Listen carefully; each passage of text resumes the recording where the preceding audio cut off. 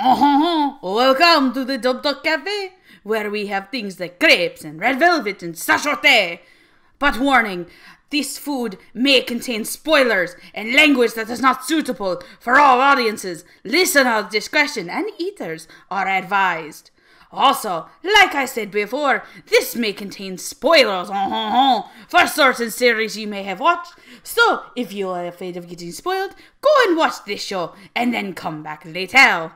Also, the views expressed may not be from all of the bakers here at Dub Talk, especially that Megan one. She's kind of a fucking piece of shit. So please, take it easy on the rest of the crew if someone says something that you may not agree with. And finally, tonight we'd like to dedicate this to the lovers out there. The ones who may love a girl, love a boy, not love anyone at all. Or you freaks who fuck your body pillows. And with that being said, enjoy my love story. 追いつけない追いつきたいのに突然物語君にさわからない弱さ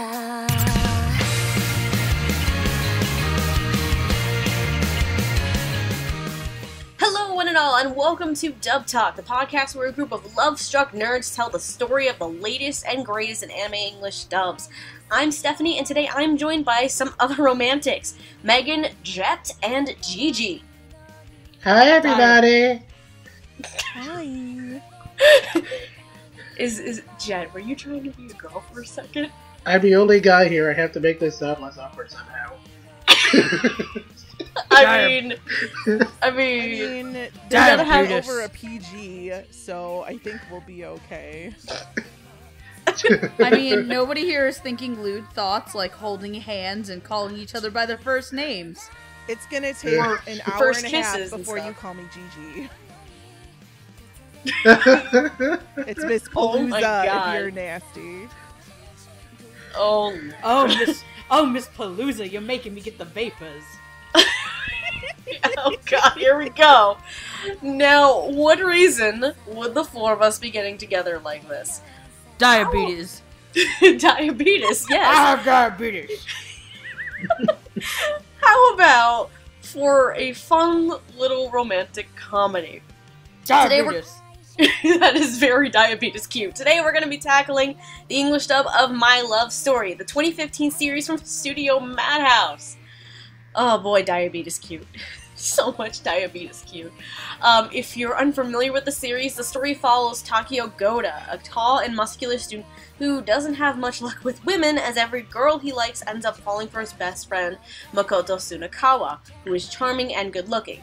This all changes when he saves Rinko Yamato, a petite, shy girl who, above all other expectations, falls in love with Takeo, beginning a unique love story.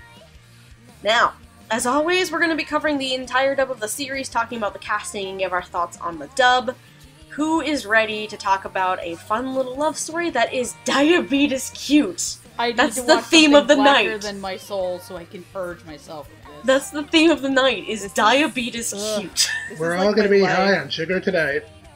Takeo This is your life, spirit Gigi? animal, unfortunately. Takes 13 episodes before somebody holds my hand. I held your hand at A-Fest. You did. That was nice. You were a dirty girl there. Let's not talk about car rides now. So anyway, about Gigi knows what I'm that talking shoujo. That's a story for another day, and that never actually made it on camera, I think. So anyway. No, nobody. No, it never did, because I was driving. But anyway, why don't we start off with the ADR director and script writer, because somebody decided to pull double duty here today, and is acting as both the director and the script writer, and that would be Mr. Kyle Colby Jones, who, if you have ever seen any shows that he's directed and scripted before, he's also pulled double duty for shows such as Akame ga Kill, Kino's Journey, Five-Ring Puzzle of God and Love, Shinobu, and Other Delusions. So, starting us off, who would like to go first and tell us their thoughts on what they think how the directing and the writing went for them? I guess I'll go.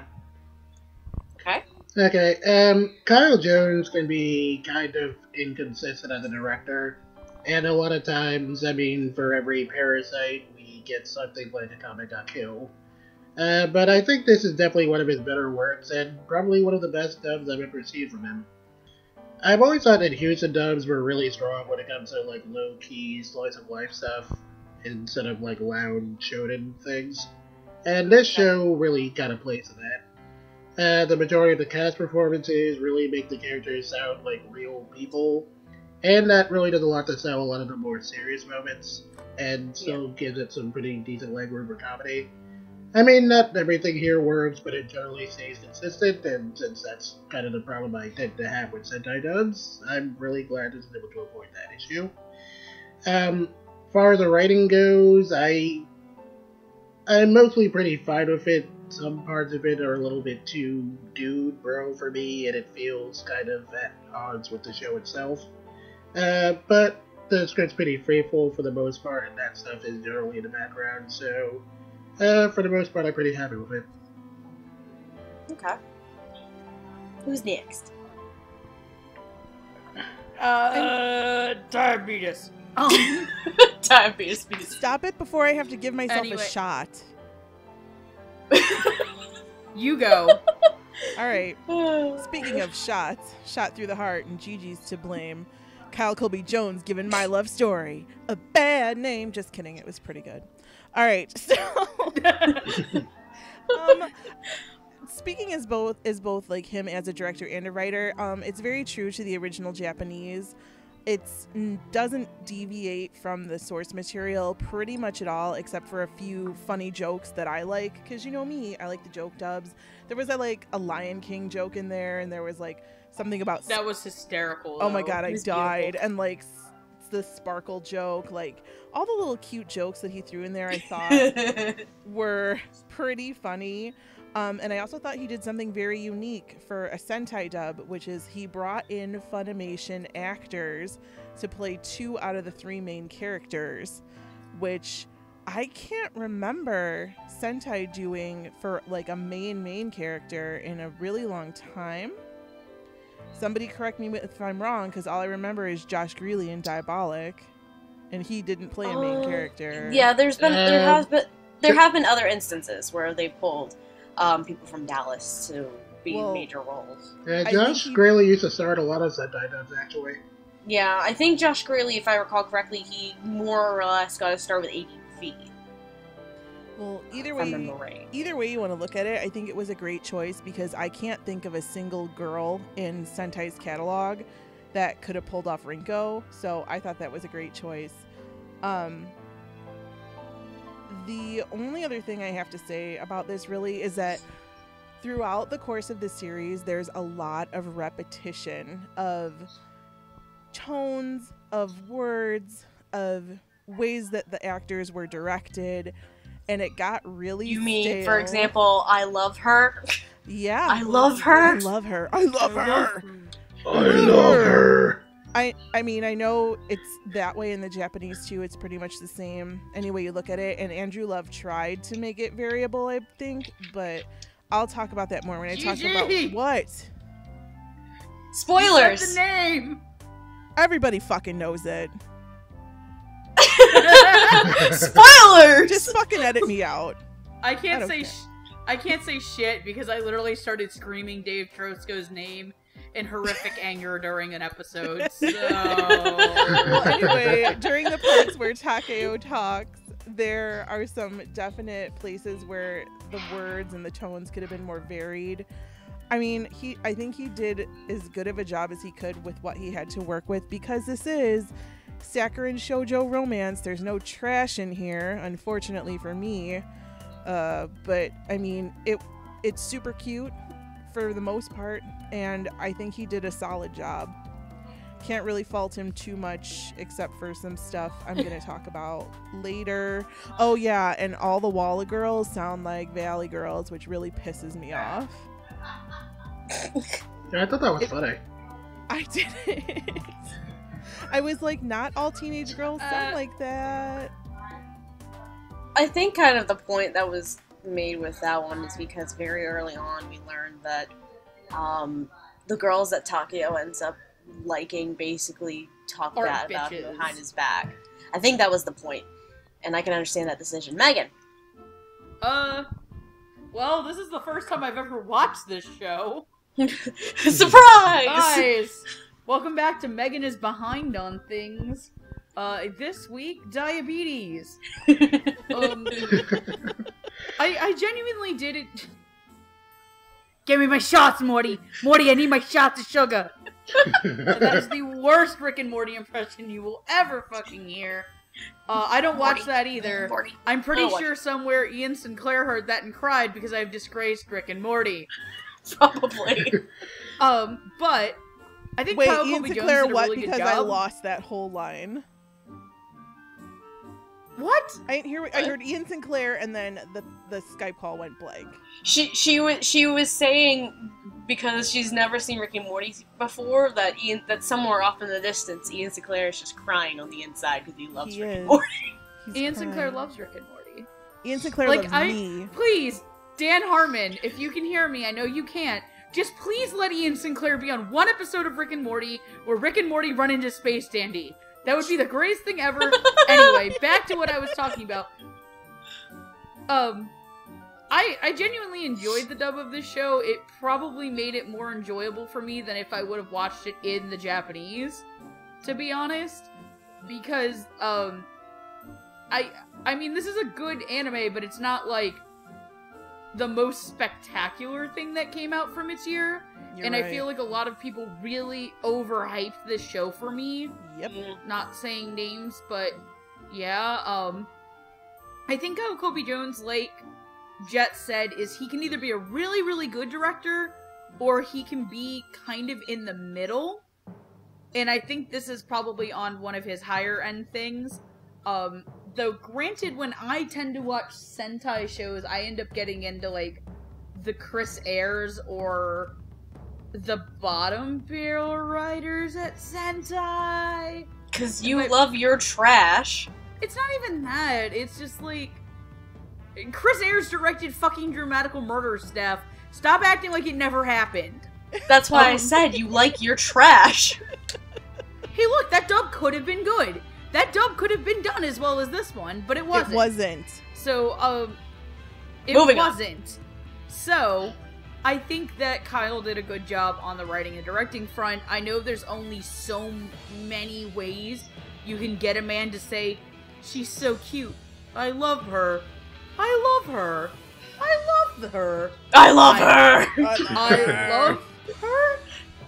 Though I think that Kyle really excels in writing a lot of the comedy for this show, and he picked a lot of really good actors for it. I feel like if some of the cast, I mean, they're fine, and they're not maybe what I was thinking their voice would be matched up to that character and their age, but it's not like the worst Sentai dub either. I feel like if I was more attached to this show, I'd have more to say on this, but I feel like I've watched better romantic comedies lately with better writing and better directing, so... Okay. If I had... Shameless plug, just fucking watch Tsundere, children. Cool story, bro. I haven't touched that yet. I think the best way to describe this show, aside from being diabetes cute, is it's a kind of... I don't want to say it's an over-the-top romantic comedy because it doesn't go too far. But it is a really, really fun, cutesy romantic comedy. And it's one of those things where it's like a nice little taste of sugar, something sweet, to go along with some of the bitter things you sometimes see in anime. And because believe me, there are some bad shit. Trust. And Kyle Kobe Jones, I'm realizing as well, is rather suited as a director and a writer for slice of life, comedy kind of stuff too. Because to be fair, I have not seen Akame ga Kill. I have not finished. Well, actually, I haven't really seen much of the dub of Parasite since I did the episode a couple of years ago. But I have seen Monthly Girls Nozaki-kun. Yeah, that's probably, to me, Kyle's best one. Yep. And so I think he's really suited for comedies and slice of life shows as well, similar to what Jet and Megan are saying. And this is a very strong one too. Some of the casting choices may kind of seem stereotypical to an extent, but like Gigi, I am glad that for 2 out of the 3 leads they did pull in Dallas folks to come and play these roles. And then when we get back to Andrew Love as Takeo later on, oh sweet lord, do I have words? Words.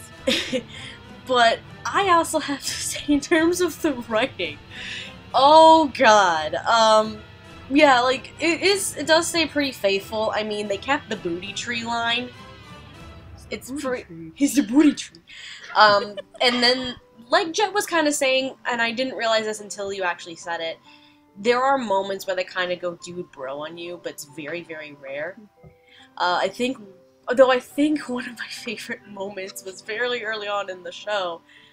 I think maybe like the 2nd or 3rd episode, and Takeo is calling out Suna for not having balls.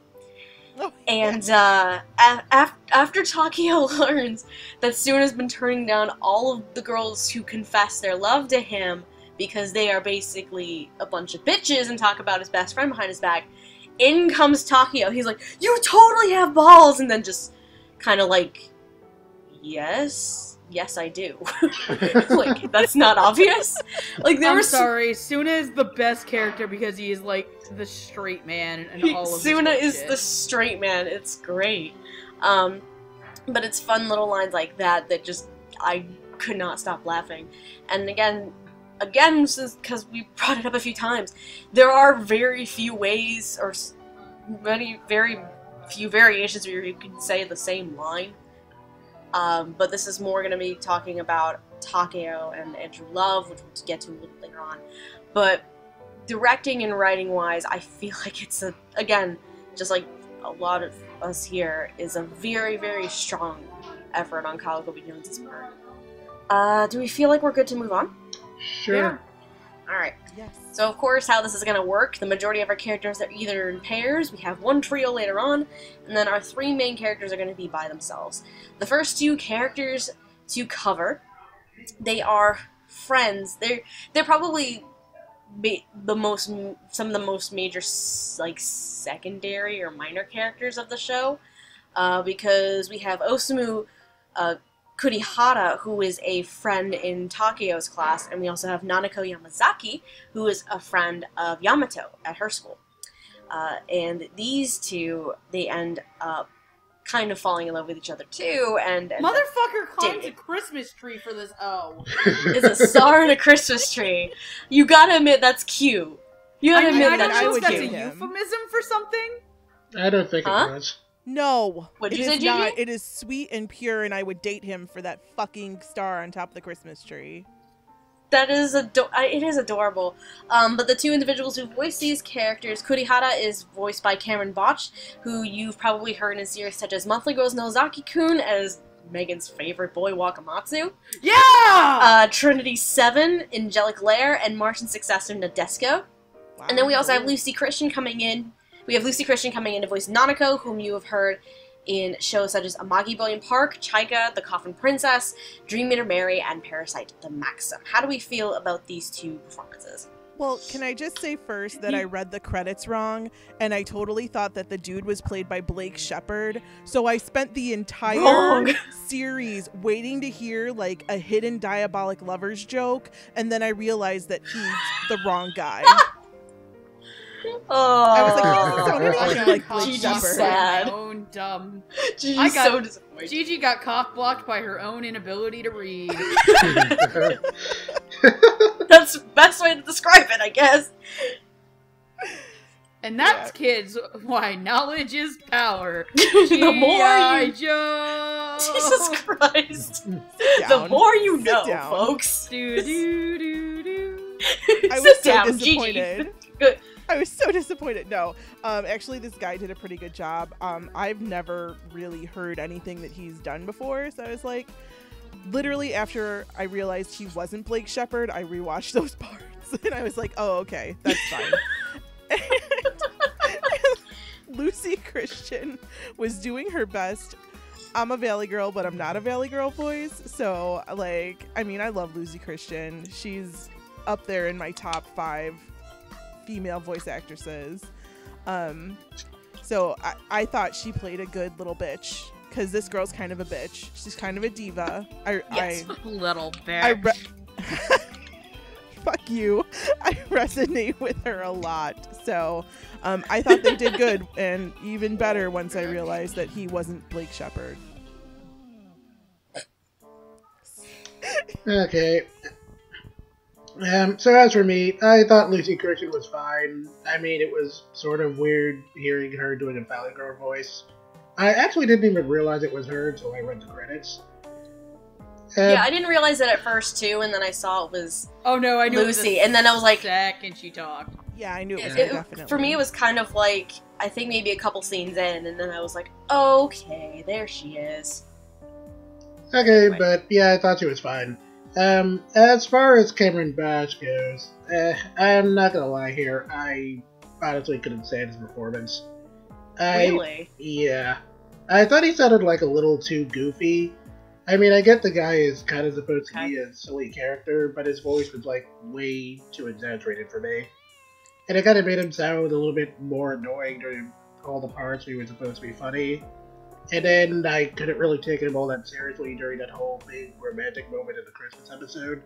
I was about to ask, did the Christmas episode kind of throw you off a bit and annoy you? Because I know that was a big thing for him. Yeah, that really kind of took me out of it a little bit. Okay. I mean, like, it wasn't really enough to derail the dub entirely, and I mean, he's mostly in the background, so it wasn't that big a deal. But I wasn't really a fan. Okay. I think I've dated him before.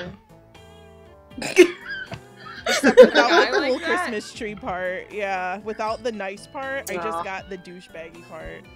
Where he'll, like, hold my hand in private. Him to hang his star up on the highest tower. I know. He'll, like, hold my hand in private and then not in public. And I'll be like, bitch. Anyway. Yeah. My turn. Yes. I knew that was Lucy Christian the second she talked, because it's a little obvious to me. I thought she was pretty good. I feel like she was given the bitchy Valley Girl accent because she was mean at first and then turned out not to be. And I don't know how I feel about that, because it made her character come off as unintentionally vapid and shallow, which, granted, at the beginning she was kind of shallow. Mm-hmm. But I feel like they did capture a little bit of her growth as a person, so I can't be too bad. I will agree with Jet on the... What the fuck is his name? Cameron? Not Cameron's performance? Not Blake. Not Blake. But Cameron. I feel like it is like Jet said, that sometimes he was a little bit too doofy and horny.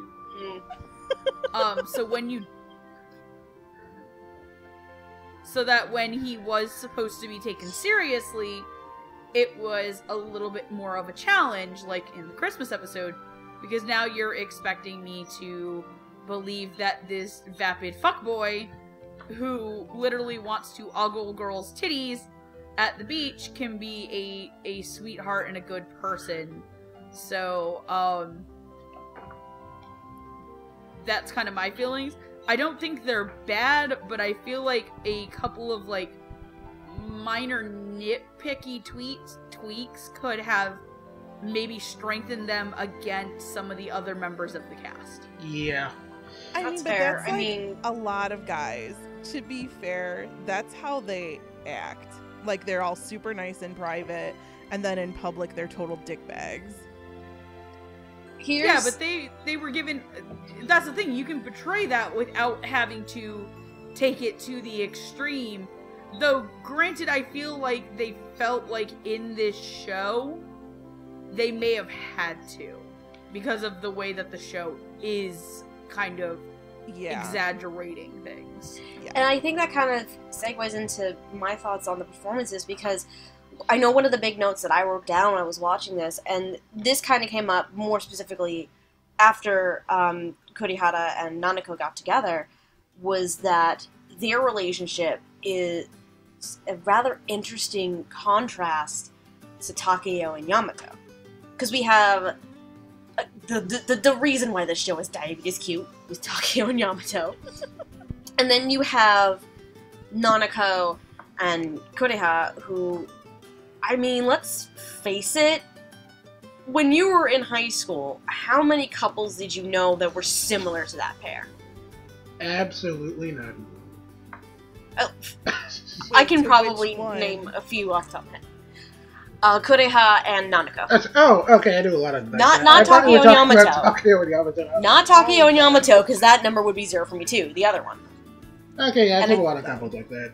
Okay, yeah. And I think that was kind of the point of the show itself, and going in that direction to kind of contrast that a bit.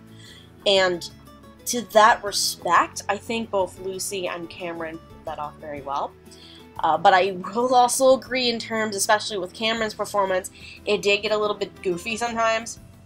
And especially during the Christmas episode where you know he likes her, and he's just really nervous and trying to hide that, and he's not sure how to go about it with, telling Nanako how he feels. It kind of goes overboard a little bit. So I can understand where the obnoxiousness and the annoyance comes in with Cameron as Kurihara.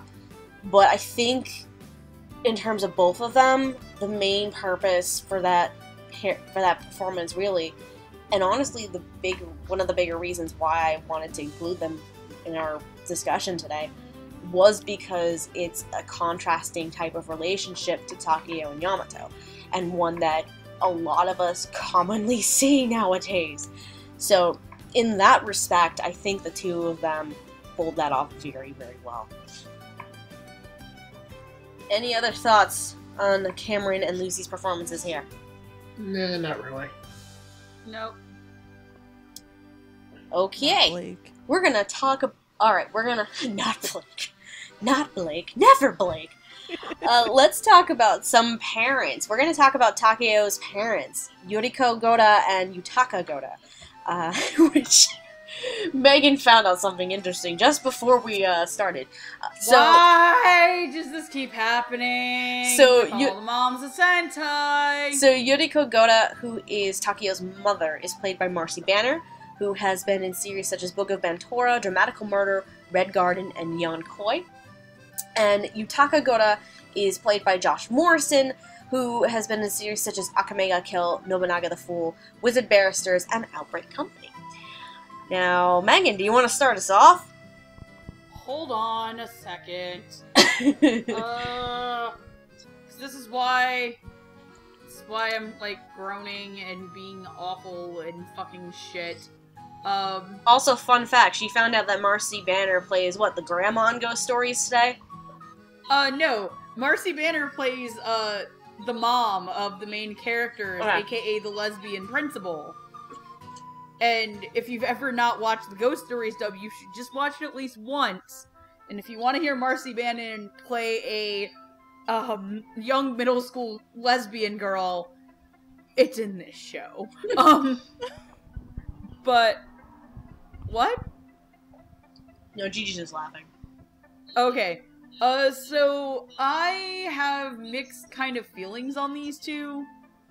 Because I feel like the dad is just there to be comic relief.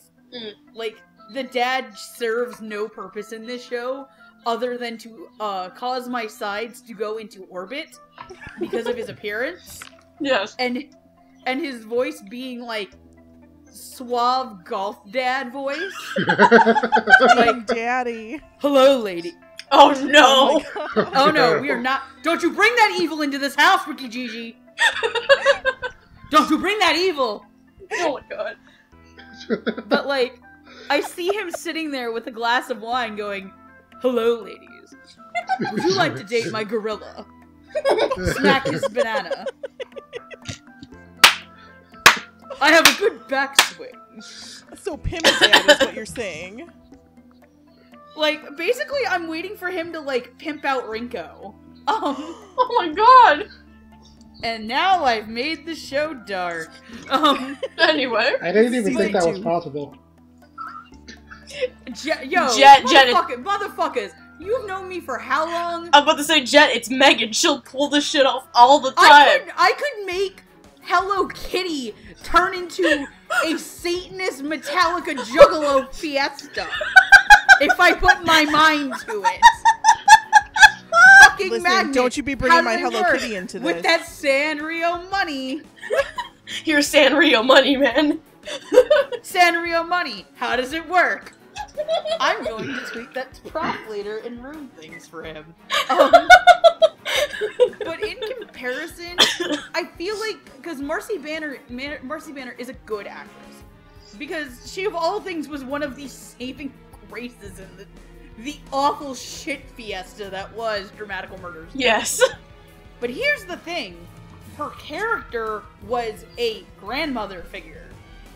And I feel like while she does a really, really good job as Takeo's mom, like, I will admit I almost cried when she was having her baby and being like, my son isn't my little boy anymore. I could never get past that she sounded not like a 40-year-old woman to me. And it's not, because I don't want to blame her natural speaking voice if that's her natural speaking voice, but I feel like they could have made it a little less exaggerated. But then again, I'm pretty sure there are, like, probably actual 40-year-olds who sound like that. So I'm gonna shut my mouth because I sound like a horse. Okay. Who wants to go next? I guess I'll go next. So like Megan was saying, the dad's just kind of there for comic relief, so I don't have too many thoughts on him. I thought Josh Morrison sounded pretty fine and pretty funny, and I thought Takeo's dad was cool. As for Marcy Banner, like, she's such a mom. I mean, Yes. like, one thing that happens a lot in anime that's always been kind of weird is that they always kind of have this strong tendency to over-idealize moms and make them these perfect, caring people.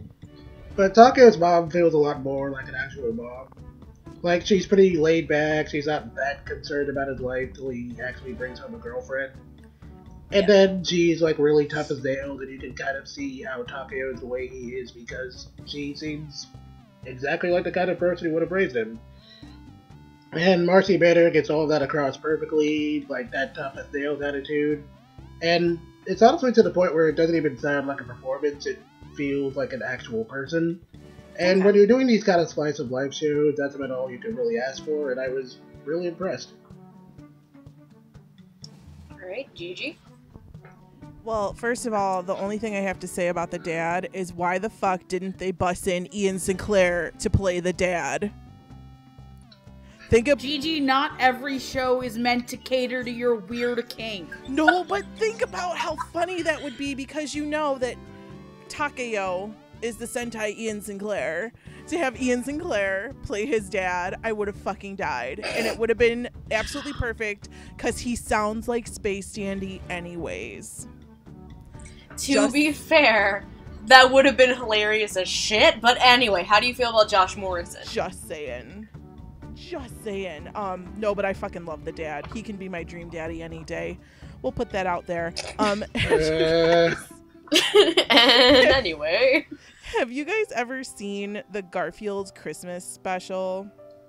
Where No, they go to I don't like think I have. John's grandma's farm or whatever? No, I don't No. think I have. Nope. No takers. Anyway, the mom sounds exactly like the grandma in the Garfield Christmas special. So I was like having this weird deja vu flashback the entire time. But I really thought that she sounded tough.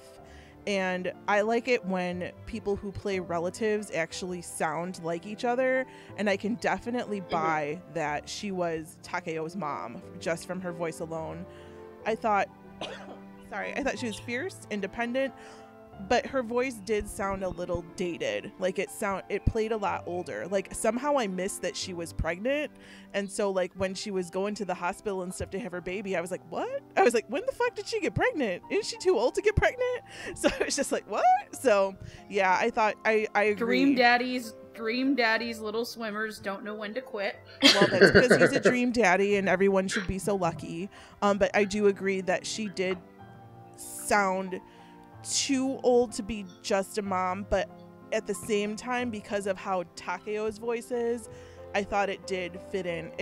She's more suited to being his mom than his grandma, if that makes sense. Basically what you're saying is it's all in the genes, kind of. It is. Like, and they sound similar. I mean, her... Yeah.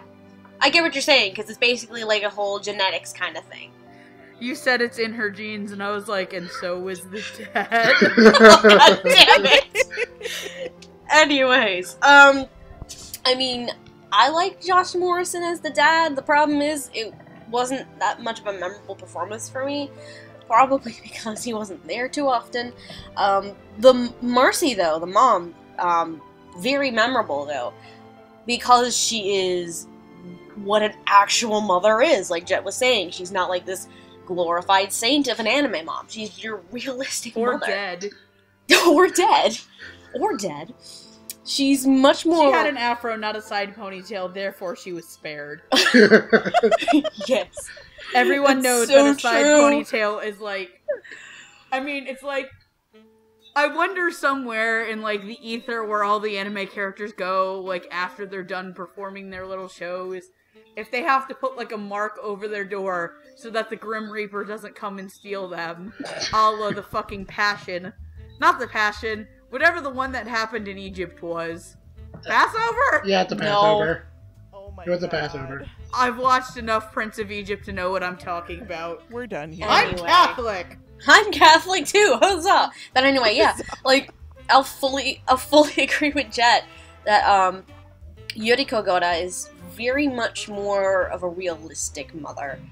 And Marcy does play that very well, and I'm also gonna agree with Gigi.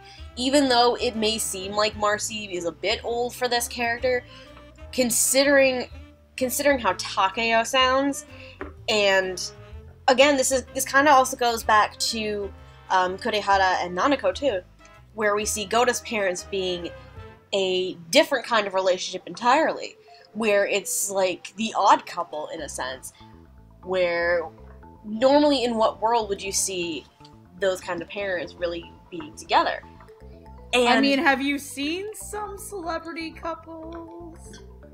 I mean, Life goals. but my point is that it's another kind of couple dynamic which works really well, and like Gigi was saying, because of how Takeo sounds, it makes sense to at least have one parent sounds very similar to that, and Marcy is the one who got to do that, while Josh is basically the low baritone bass kind of voice that brings that part into Takeo too.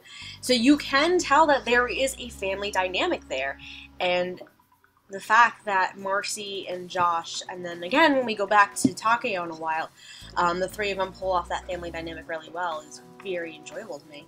Though I never figured out who voices Baby Maki, the little sister, and it kind of makes me sad. They just pulled a random child off the streets of Houston. I doubt that. But yeah, Way to shit on my dreams, ma'am. I'm sorry. But yeah, I would say Josh, while a good performance, wasn't the most memorable to me, but Marcy Banner was definitely a very memorable performance, and I thought it was well done. Any other thoughts before we move on to our wonderfully named trio? Look, Ian Sinclair, I got you in a show for once. You're not even in it. You're welcome. What did we learn this segment? I can make anything dark. Just like my head. Oh boy.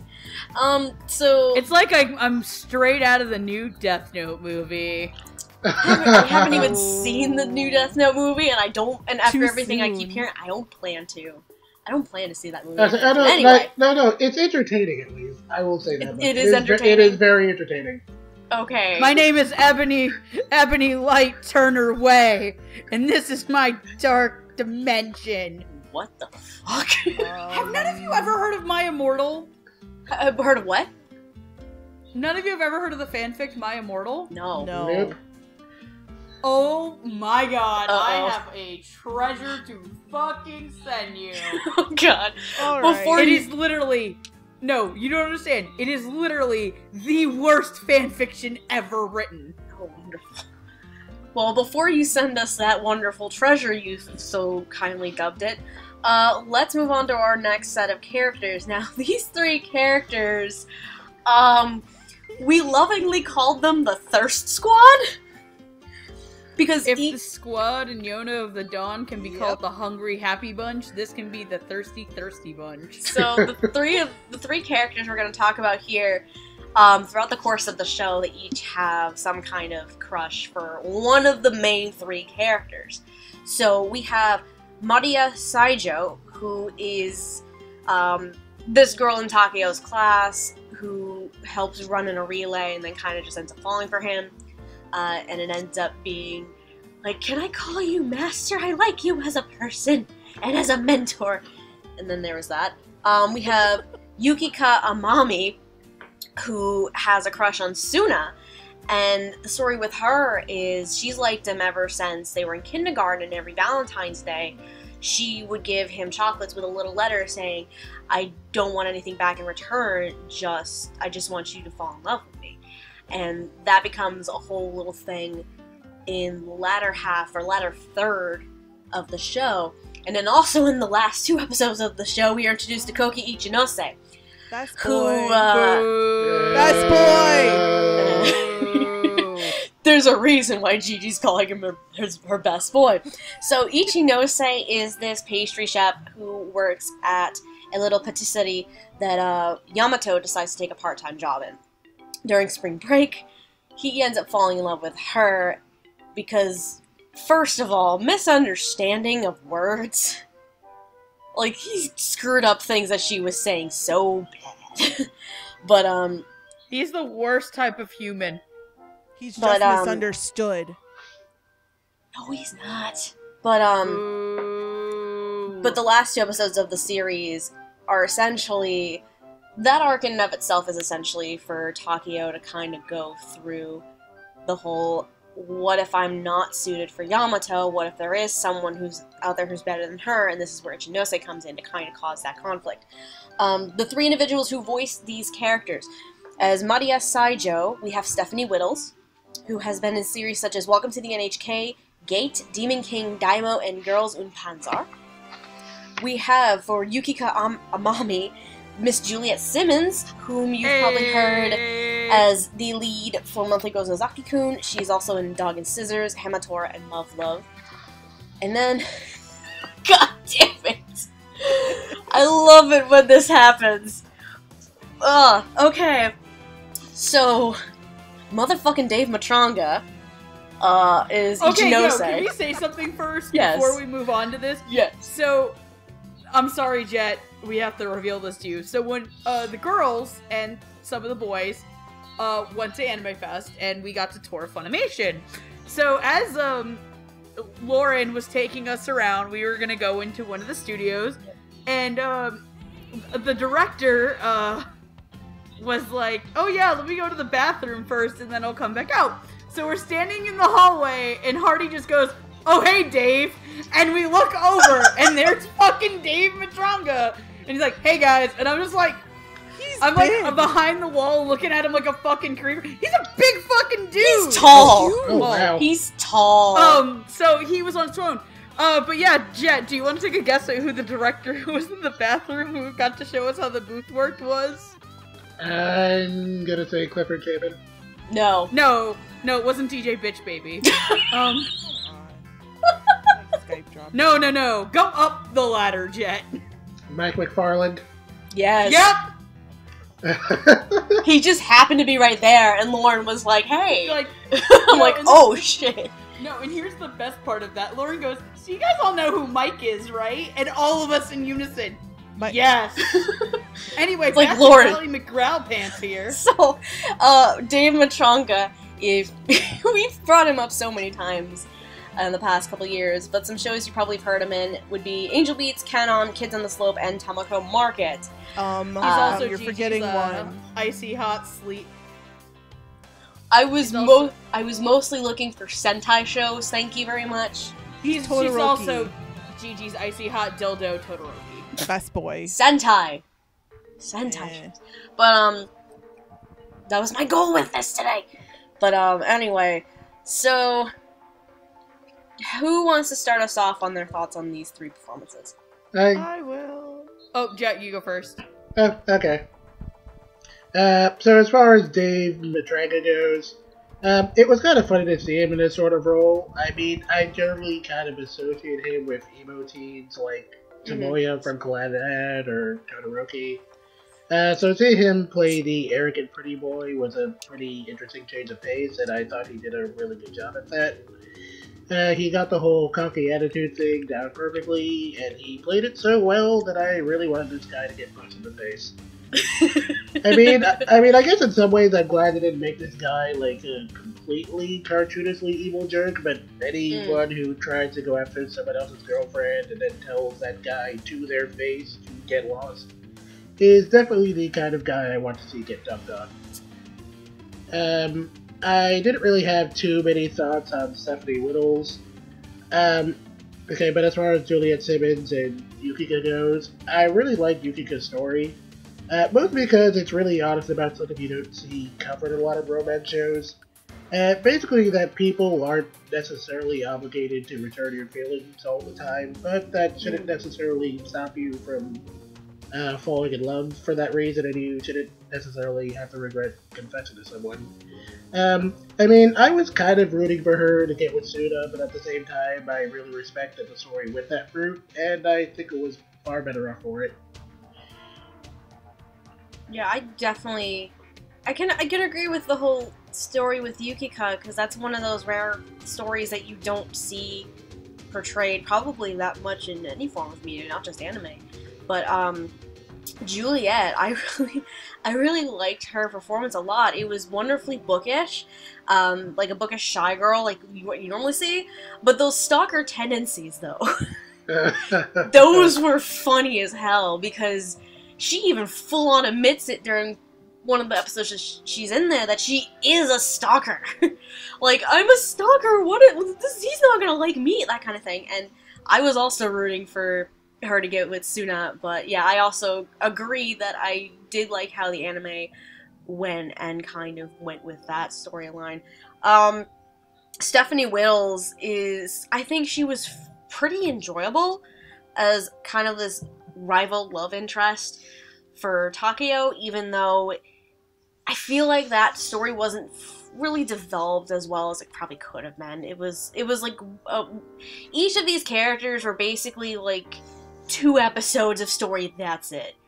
And with Saijo's story, hers out of the 3 wasn't exactly the most developed arc of the story, because that could have gone a similar route that went with Ichinose to a sense, but in her case more on Yamato, because Yamato throughout that entire couple of episodes, she's worried about other girls falling for Takeo, even though Takeo is like, I'm not popular with girls. Well, here you are, Takeo. Clearly you are popular with other girls. I mean, I feel like more guys want to choke on his banana than girls, but that's saying something. I mean, Yeah. he is like a giant gorilla teddy bear kind of guy, so. But, Okay, what are we kidding? There's a bunch of thirsty-ass moms on the beach checking him out like he was a rack of ribs. Yes. That was, My God, that was funny. They looked at him like Hardy looked at the brisket at the Heart 8. That's so true. But yeah, like, it's not knocking against Stephanie Whittle's performance of Saijo. It's just, I think the character in that story arc isn't exactly as developed as some of the other ones here. And then David Matranga here. Such a cocky asshole, and it's amazing.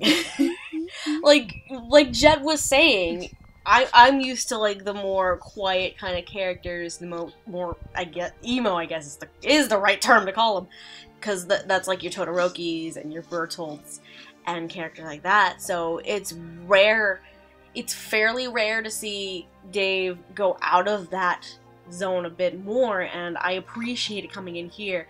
And I'm sorry, I kind of like died happily when he was speaking French terms. Like, speaking with, like, a dose of a French accent. I died. I'm like... I'm like, oh no, I'm done. Because I am... it was good, and I do have some French in me, in my family, so I'm like... you're speaking my language, but you are an asshole. I want to punch you in the fucking face. Don't do that. But, I'd say out of the three, I think Dave was probably my favorite. And then Juliet, I'd say, would be in the middle, and then Stephanie kind of on the lower end. But again, more because of how her character was developed, rather than her performance herself. I guess I'll go next. I will agree with Steph, especially on the two girls. Stephanie Whittles, unfortunately, was the more forgettable one, and I would say she's the weakest of the three. She was okay, but I feel like she could have done better. But again, she's not the worst I've ever heard. I really like Juliet Simmons as the stalker, and I genuinely wanted her to get with Suna, and I felt bad that she didn't. There were some times it was like I could literally hear her slipping into a little bit of Sakura. I was like, oh, I remember this from Nozaki-kun, but she's crazier. Yep. However, champ of the day is Dave Matronga, who, like Jet, I wanted to punch in the face and kick in his tiny dick. Not Dave himself, because I'm pretty sure Dave could bench press me. Dave is a sweet human being in the brief seconds that we met him. Because the dude was on the phone, he's like, hey guys. He didn't know what was going on, and then I think... he just was... It was just cool with that. Can I just say P.S. Cliff, you are not a bitch baby. You could probably also punch me. Can I just say, though, the funniest part with that, because I don't think he knew what was Dave didn't know what was going on at the time, and then later on in the day, because, Cliff, we said hi to Cliff, we ran into him, and then I think a few minutes later, he tracked us down again, because he wanted to take a picture with us, and then he put it on his Twitter, and then Dave favorites it later, and I'm like, so now he knows what's going on. Now he understands. Now he knows what's going on. Also hilarious is, while we were walking in there, Justin Cook was just out, and he goes, hey guys, asking her hard questions, and we're like, yeah, and he, like, just leaves, and, like, all of us give the look like, holy shit, that was just Cook. Yes. We saw quite a few people that day. But no, like, he played this guy like every kind-sounding, entitled asshole you've ever met. Yep. Because this motherfucker is the worst type of dude. The guy who's like, oh, I'm gonna, one, not only steal your girl, but I'm gonna use her as, like, this pedestaled, fragile property, which Takeo learned from her that she does not think she is. Because Rinko's like, I'm not the fragile little, like, babby that you think I am. I am not your muse. Hold my hands. I am not your muse. Get the fuck out. Yeah, so I honestly wanted to kick him in his tiny dick and punch him in the face, and I think Dave did a great job really getting that off without being, like, super stereotypical. Because at points he kind of sounded like a really douchebaggy Todoroki. But, Kinda does, I now agree. you say it. Okay, I was watching My Hero, like, the night before. I watched Robert McCollum put the fear of God into Justin Briner's pants. That was great. Anyway, Gigi, just take over, because I'm sounding like a fucking drunk. Alright, well, I'm not drunk, so I'll talk about my best boy, Ichinose. And I agree immensely. He did sound like a douchebaggy, overdramatic Todoroki, and it was fucking fantastic, because Ichinose is the dude in all the Otome games who I pick first. Every time. Gee, I wonder why. I wonder why, because I like conceited fucking assholes. That is how I roll. But it was... He, like, seriously, best Otome Ikeman in my love story. Everybody says Suna's best boy, but I am on Team Ichinose all the way. Ichinose, also a very popular name in Otome games. It was so nice to hear this over-the-topness from Dave Matronga, because, again, not used to him sounding like that. He's always very kind of dry and kind of quiet and always feels like he's holding something in. And here I felt like he just put balls to the wall and let all that out. And I was so excited for it. And I think his performance also brought out really good performances from Rinko and Takeo. Now, I don't know who recorded first or whatever, so I'm not going to try to assume that. But I feel that because of this character, the two of them were able to go to a place that we haven't discovered in the series yet until the last 2 episodes. Unfortunately for the other girls, Saijo, I think hers was the arc I fell asleep through. Literally, I was like, this is boring. I'm going to take a nap. So I had to go back and rewatch this. And something just sounds off. Like, I can't really pinpoint what the deal is with Saijo. I don't know if she's too Valley Girl or what, but something about her in particular, it just sounded off to me, and it really took me out of the character and made me not want to listen to her talk anymore. I felt her off-puttedness, but I didn't feel like the sincerity that she's supposed to have when she's confessing her love to Takeo. I got the insecurity, though. It was really effing annoying. Sorry. There's like one dub in particular where I literally had to turn it off because the main character was so annoying. And if she were in more episodes, I would have had to switch to subtitles. I just couldn't take it. For Yukika, who for some reason has gray hair at the age of 15, I loved her. It's anime. What do you expect? I know, right? Well, I mean, remember that time when I tried to dye my hair like that light purple gray and it turned out brown? Yeah, we don't talk about that. Yeah. But I know, I really loved her. I thought she really got the dark stalkery vibe, and then she mixed it with this innocence, and I thought she was super great. And like as soon as she opened her mouth, like I was like, this girl is good. Like, I like this girl. Why is she not in more episodes? Like, I wanted to hear this character speak more and have more to do with the anime. So, Ichinose Best Boy, Yukika, super great. Saijo. I keep thinking they were saying Scarjo through the whole thing, and I was like, no, we're not watching Ghost in the Shell, and then I took a nap, so the end. Nice. Yeah, I think it's kind of a shame that some of these three only have, like, 2 episodes apiece where they really get to kind of be there. I think it's a shame because, especially in Yukika's case, because I think character-wise she's my favorite of the 3. I just wish she kind of was in there a bit more, honestly. This is like such a detriment to this anime because they have like some really good side stories, but legit they only last for 2 episodes.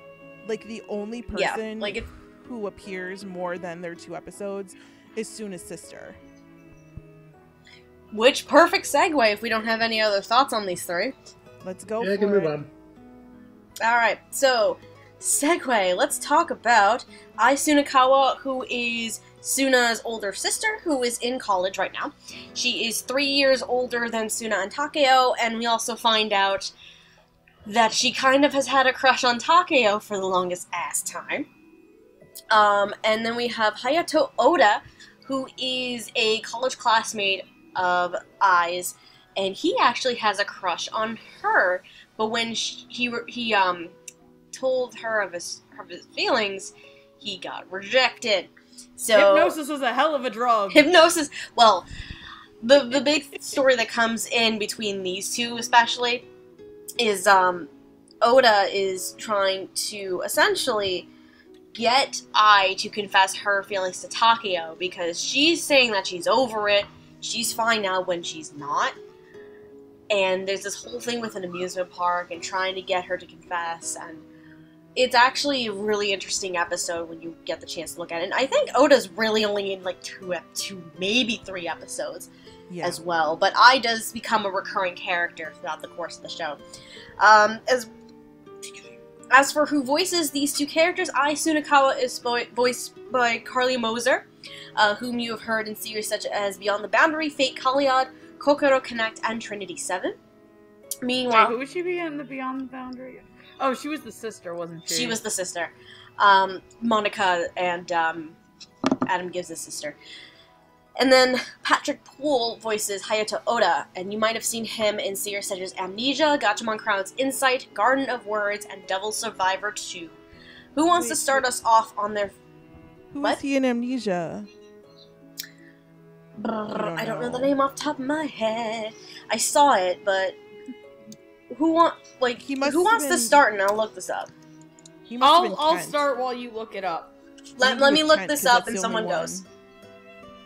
Anyway, I'll start. I genuinely enjoyed both of them. I think that they took a little while to grow on me first, because when I first heard Carly Moser as I wasn't totally behind it, and then she started freaking the fuck out. So I got more used to it. And then I think the two of them together had a really good bounce off of each other. Even though you know that they're not in the booth together, but I feel like they were really well casted to balance each other's voices out. I also did want to punch him in the face, too, for the fucking not Disneyland bullshit shenanigans. Look here, motherfucker. You're at the knockoff happiest place on earth. Don't pull that cock shit. I loved him. But I really enjoyed the both of them.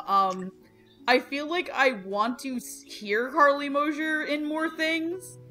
But the next... I don't know why, I want to see her as the dog girl from Flying Witch now. Huh. I haven't seen Flying Witch, so I don't know what you're talking about. Have you Flying Witch, I cannot wait for Flying Witch, the Flying Witch. I cannot wait for the Fall Sentai episodes, because I'm in both of those, and I'm hosting them both. Because Flying Witch and Haikyuu are my babies. Quick question. Have you been watching New Game? Don't Talk Love I'm not. Because I need to watch something dark and bloody. Well, after you watch something dark and bloody, go watch New Game, because Carly, kind of a segue, Carly kind of uses a similar voice that she did with with her character. Oh, is she the one with the cat that keeps She is the one with the cat. Okay, I liked her, because I've seen the first episode, so, I like her, and I wouldn't mind actually seeing this guy show up in Haikyuu, potentially. Not as somebody on Karasuno, but somebody in the cast, because that's gonna be all hands on deck for Sentai, so... I know where I want him in Haikyuu. I know where I want him in Haikyuu. Who? I don't know his name. Who? He's on the white and teal team. The guy who's the playboy. No! I don't want him as Oikawa! Yeah! Okay. I don't know when they recorded this, but hear me out, because I've had this dream casted in my head for like 4 years. You can talk about it when we talk about the episode. Chris Pratt. Oh yeah, I forgot about that. We are doing that. Okay, fair. Anyway, Fair. Gigi, go! Anyway, before Gigi steps in, Ukyo is the character he played in Amnesia. Oh, he plays the crazy one. Yes. Okay. That makes a lot of Gigi's got a sense. kink for him. I do, actually. There you go. So thanks for saying that, because I thought he was Kent, because he was the one I'm missing. I forgot there was a crazy one. All right, so Oda, in love, second best boy. I wrote down, I really love this voice. He's a playboy and a troublemaker, but I felt the sincerity in his feelings, and I just wish I could have heard more of him in this anime. Again, crappy 2-episode curse, but now I'm gonna fucking go watch Amnesia. Well, and no, I'm not. I take that back. I will never watch Amnesia voluntarily again. Fuck that show! Fuck that show. But as for Suna, I've never seen the dub, but fuck that show. I've never seen the dub either. I watched it in subtitle, Okay. and that was enough for me. Good. Fuck that show. So Yes. Suna's sister, guys, I couldn't get behind it at all. Like, there's something off again with her voice, just like Saijo. I can't exactly tell what it is, but it's not like an inflection or anything. There's just something off about it that makes me kind of cringy. I don't know what it is. I also thought she sounded too young and I didn't think she sounded mature enough, even though the gap is only 3 years. If you're gonna make that big deal about this age gap, to be like, oh my god, like I never would have said anything because he's my younger brother's friend, but 3 years, I think you have to make it more defined in the voices, because 3 years not a big deal. I mean, it is if you're in high school and the other person's in college, and it should have some kind of weight to it. I thought she sounded too young. However, I did feel the passion for her unrequited love. I felt it. I felt it, Suna's sister. I couldn't get my head around this voice just in general, but I felt like her acting was fine. There's just something that I couldn't get behind. Okay. Jet. Okay, so I'm not too familiar with Carly Moser, but I really liked her performance. I thought she was really good at capturing the whole cool big sister vibe that I kind of want to give off. And she also did a pretty good job of nailing out how mature I actually is on the inside. I mean, I wasn't too sure about the character herself at first, since I was kind of worried the show was just going to make her into a generic romantic rival. But I'm really glad the show had enough sense to just let her back off after a while, and it kind of made her a bit more endearing. As far as Patrick Poole goes, I'm kind of half and half on his performance. Like I said way back with the direction, the thing I really kind of liked about this stuff is that a lot of the performances felt pretty natural, and it kind of worked within the tone of the show. But his performance, on the other hand, it kind of felt very stage theater-y, which isn't necessarily bad, but it didn't quite match the show or the character to me. Like, I was fine with David Matrega sounding hammy because that was the character, but Hayato is clearly supposed to be a lot more laid back. I mean, I thought he sounded pretty fine during all the serious moments, but when it came to delivering jokes, it kind of felt like he was just reading off the script to me, and it didn't really make all the punchlines click for me. I mean, I wouldn't say his performance is outright bad or anything. It was perfectly serviceable, but it wasn't my favorite. Sorry, give me like 2 seconds. I'm curious because you said Patrick Poole kind of sounded like stagey, theater-y kind of stuff. I'm just curious to see if primarily is a stage actor. I love how we have the complete opposite opinions on both of these characters. Like, it's like looking in a really fucked up mirror. Because I'm like, yes, Patrick Poole is great. You're like, no. And I'm like, no, I don't like Suna's sister. And you're like, yes. Well, that's a fun discussion. Yeah, you gotta love discussions and things. That's the fun time. I mean, I'm not gonna punch you in the face or anything, so it's fine. Wednesday's going to be a bloodbath. What's Wednesday? Oh, never mind. Wednesday is going to be a bloodbath. Oh, gosh. Wednesday is going to be fun. I'm glad I'm not here Wednesday. Yeah, same. Wednesday is going to be interesting, to say the least. That's okay. I forgot Cliff Chapin was an actor. What? I was going. Wait. How? Wait, what the fuck? I'm so used to him now being our fake dad and a director that I forgot he was an actor. So I was looking over the when Roots and I went up to him, Roots just goes, went out to get milk. Hey, Dad. No, he didn't say that to him. Oh, no, he did. He did? You didn't hear it. You didn't hear it. Oh my god. I think he did, because me and him... No, I know it was recorded on video later on. I don't remember him actually saying it, because I don't think Roots did. Okay, know what else I have on video? You two scaring the bejesus out of me. I have that. You sent that to me. Anyways, because I couldn't find that information. How could you forget that Cliff Chapin plays Bakugo, first of all? What the fuck? Because number one, I never knew Gigi, he played do you Bakugo. not remember when we were playing Heads Up? No, I remember. Gigi, yes. remember when we were... Yes. And you said trash, and the answer was Bakugo. Yes. She was like, my trash. I was like, oh, Bakugo. And then I won a giant stuffed pig. You're welcome. No, here's the thing. I didn't know that it was Cliff Chapin playing Bakugo until we were at Anime Boston when I said, what the fuck, Cliff Chapin plays Bakugo? This is the same day as the Gundam Wing revelation. But no, I keep forgetting that he's an actor because he's our dream daddy now.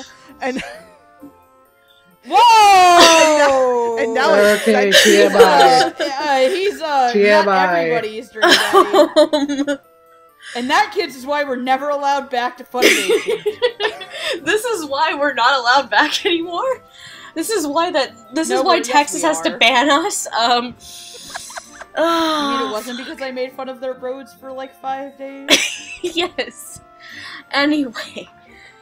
Oh god, I couldn't really find if Patrick was a stage actor, so I'd have to look into that a bit more later. But anyway, I have a leg cramp. You guys keep talking. Anyway, I think both Carly and Patrick, I liked both of these performances, actually. Mostly because they both have two sides, a duality of sorts that they each have to play. With you have the mature sister, but you also have this childish, kind of naive girl, because, again, she's been in love with Takeo for like 10 freaking years. And then you have Patrick as Oda, where on the outside, he has like this cocky attitude, like happy-go-lucky kind of thing. But there were moments during the latter bits of the episodes he was in where he kind of hides his true intentions and how he feels, and you can kind of see glimpses of that and that kind of serious tone come out in that performance. So, personally, I enjoyed both of these because of that. Though between the two, I did enjoy Carly, mostly because coming off of New Game, because to be honest, to be fair, I finally started Season 2 of New Game before I really started marathoning My Love Story. So, the performance that Carly gave here is similar to her performance in New Game to a sense, but again, she does have the actual, like, serious, mature, older sister kind of tone that she has sometimes. But I did enjoy both of them. And, Patrick, cool, I need to see him in more things that are not Amnesia. Because fuck that show. Though to be fair, considering the character he does voice, I'm only morbidly curious how he plays that character. That's it. I kind of want to see it now. Yeah, because Ukyo is a crazy motherfucker. Thinking about Cliff Chapin voicing Bakugo literally caused my muscles to spasm. The man is short, too, by the way. Cliff is short. He might be smaller than me, and that's saying something. Oh, wow. Hi, Cliff. Do you even listen to episodes We're about to find out. He's either exactly my height or slightly shorter than me. Anyway. I'm 2 Megan Shipmans wide. Shut up, Megan. That's awful. I am! No. Anyway. Stop. Let's talk about the best boy. The best boy? The best boy, yeah. Let's talk about him. Alright. Let's talk about Makoto Sunakawa. He is Takeo's best friend. They are neighbors and have been friends for 10 years since Suna and his family moved in next door. And Suna basically he's the popular one. Girls fall for him because he's very good looking, and he's also rather quiet and kind of stoic. But, again, like we were kind of saying before, Suna usually turns him down. Mostly because those bitches... They bitches. They bitches. And Takeo falls for bitches apparently constantly. But, I think another big point for Suna's character is he doesn't really show his true self to anyone except for Takeo. So you don't really see him smile or laugh that often unless it's with Takeo, because Takeo is just the kind of person that can bring that out of him.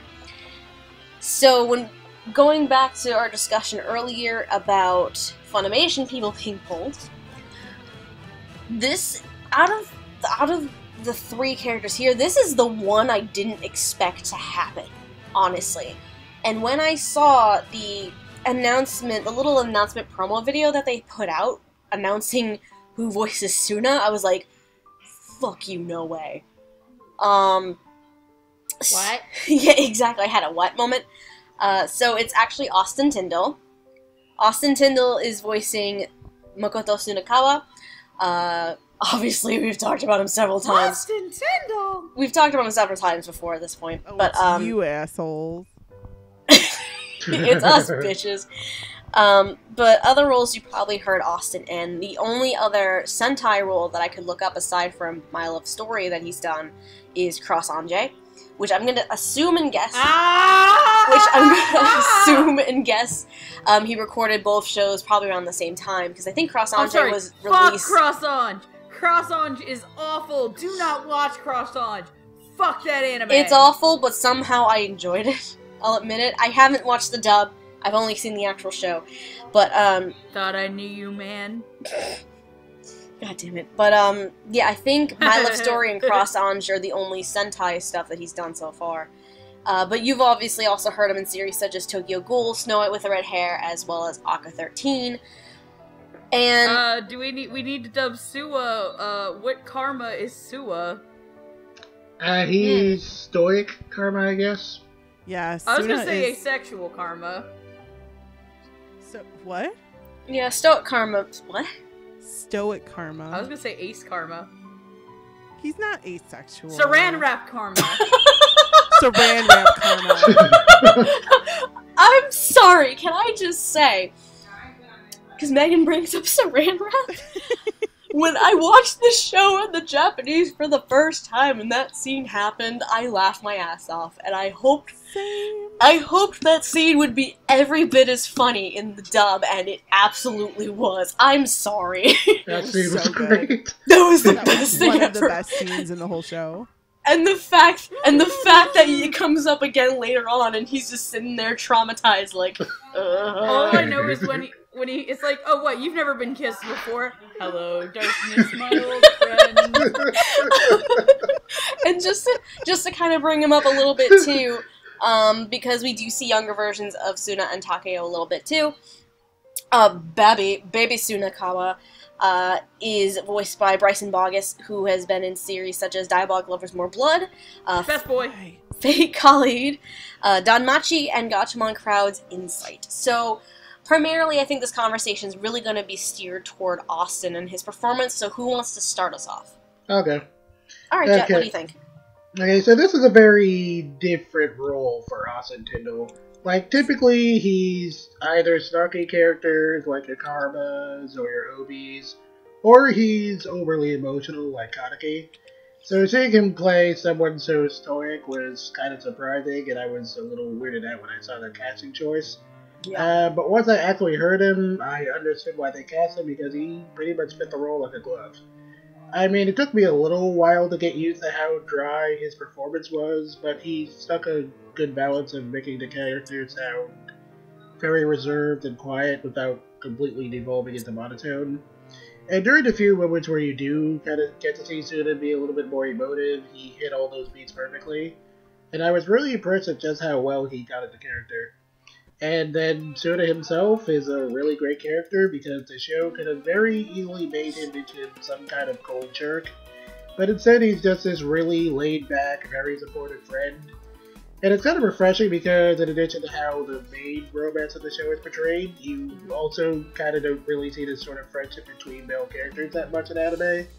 And while the dynamic between him and Takeo can seem a little cartoony at times, I had absolutely no trouble believing those two were close friends. And like I said before with the whole Yukiko thing, I was kind of rooting to see him get a girlfriend before the show ended.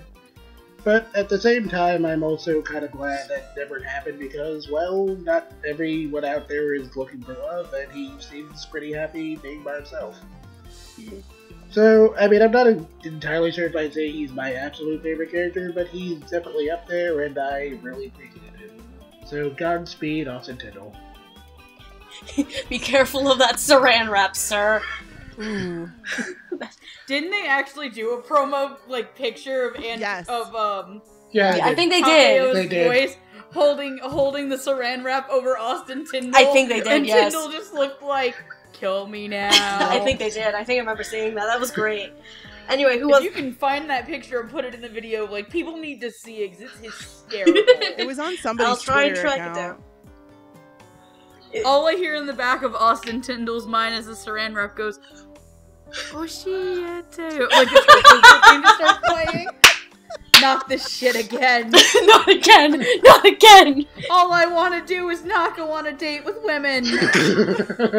But no, it's actually really funny is, this reminded me a lot of white-haired Kaneki. Oh my god, yes.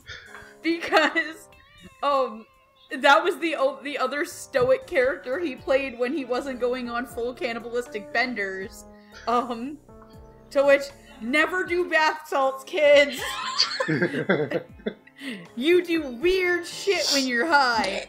Like eating the others of your species and becoming a centipede monster. Anyway. And then I'm not banging watching your the second girl season of without Tokyo a condom Girl. and getting her preggers. No, you should watch it. It's awesome. It's awful, but it's awesome. But I really liked how he pulled off Suna's stoicness and when he laughed. Because whenever Suna laughed, it made me smile deep down in my dark heart. Dark heart.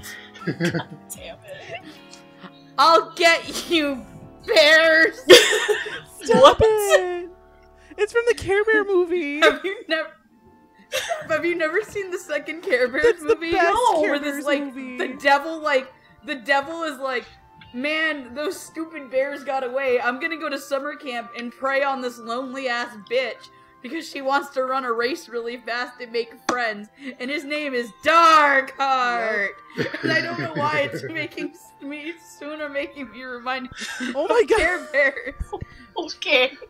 You have to watch Anyway. it. Now I It's want so to care. Now you have to watch the second Care Bears movie to understand this reference. And all I hear from a distant New Jersey computer is the sound of Andrew's anguished screaming as I'm making a Care Bears reference. I can just hear him dying deep down, like as if Mina was murdered mercilessly in a chapter of My Hero. Oh But no.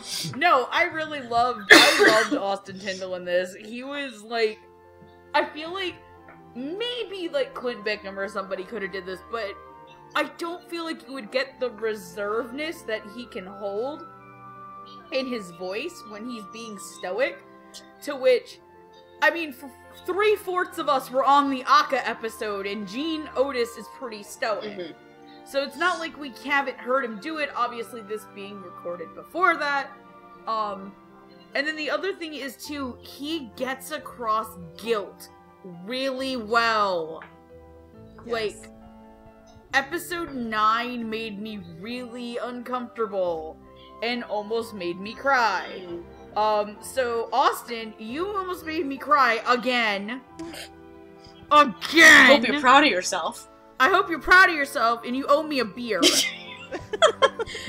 Oh. I accept payment in forms of orange Smirnoff. Anyway, Passing the torch. I think, yeah, I'll go next. Because, for me, because, I mean, I've heard Austin go stoic before, and to me, there were moments where it's like, I didn't want to say he was phoning it in, but it felt like there were bits and pieces where he could have been phoning it in, because, I mean, I've heard him as Kaneki, I've heard him as Gene Otis. Again, granted, My Love Story was before Aka, but my point still stands. I don't want to say he's phoning it in, and there were very few moments where it seemed like that. But, I think he definitely was a good counterbalance to Takeo and the portrayal there. Because again, Suna is essentially the straight man of the whole show. And then, because it was a decent performance throughout parts of the show. And then we get to, I'm pretty sure it's the same one as you're thinking, I think it's episode 9, with his dad's surgery. The dad, yeah. Yeah. I think that was the real big moment for me where Austin really kind of got to shine in those emotional bits, and he got to feel guilt because he thinks that if he just went straight home instead of making like a stop at the convenience store, he could have done something more to help his dad. And it's a small moment and it's a small scene, yes, but it was very, very powerful to me, and it came across so well. So by the end of it, I really did enjoy Austin's performance. And again, like I was saying earlier, it's one of those surprises that I never expected to happen for a Sentai dub, but it did. And aside from the small moments where I felt like he could have been like phoning it in, because again, I have heard him play stoic before, I think it was a damn good performance all in all. So Gigi. you're never gonna hear me say this again, but do you know who would have made a pretty good Suna? Who? Jerry Sorry, Jewell. Mom. He's a very nice guy, Mom. Coming from you. Yeah. Dear God. Well, okay, so here's the thing. Like, I know. I'm just saying that, like, to me, Austin Tyndall. I mean, you're not wrong. Austin Tyndall always sounds very dry to me, always, and very deadpan. So Jerry Jewell, king of deadpan, I think he would have made a good Suna, although skewed too old. However, he did play that kindergartner in Kadocha, so anything can happen. But I mean, you're not wrong. You're not wrong about Jerry. Yeah, Could have been a good Suna if they wanted to pull him for it. I'm not wrong, but I'm glad that Austin Tyndall was here instead of him. But if, plan B, Jerry would have made a good Suna. I think he had a very, very good contrast to Takeo, because Takeo, we'll talk about him soon, loud and obnoxious. Austin Tyndall, very sweet, very nice, very dry. But the thing about it is that it's dry and it works. It's not like there's not a lot of emotion behind his words, because there is. Like, I feel like there's a purpose behind all of them, which always helps when you're acting. When he laughed, when he was like happy, that was just like a treat to hear him like sound so delighted. Yep. Like, I was just like, oh my God, there's Suna that all the girls fall in love with, because if you can crack that shell, my friend, like, he's super cute. Though those memories he'll have sometimes of Takeo being a big goofball. Yes, that's what I'm talking about. So cute there. I really did like the depth that he got to, especially in the scenes where he's in the hospital waiting room, like waiting for his dad. Yep. I do think he could have pushed it further. Like, I know Suna is dry. He did play off the guilt very well, but I feel like there was like that final level he could have gone to that I just didn't get through any part of Suna's performance, actually. But that being said, I thought he did a standout job. Suna in the Japanese is very quiet, very reserved, and I liked what he did with him. Like I said, Jerry Jewell would have been an okay choice also, but I can't think of any other Sentai person other than maybe Adam Gibbs who could have played Suna. My suspicion at first, like in my head when coming up with possible names to play in this show, I think Adam Gibbs was one of those names I would have pegged for Suna. Actually, mine was David Matranga. Ooh, that would have been a good choice too. Really?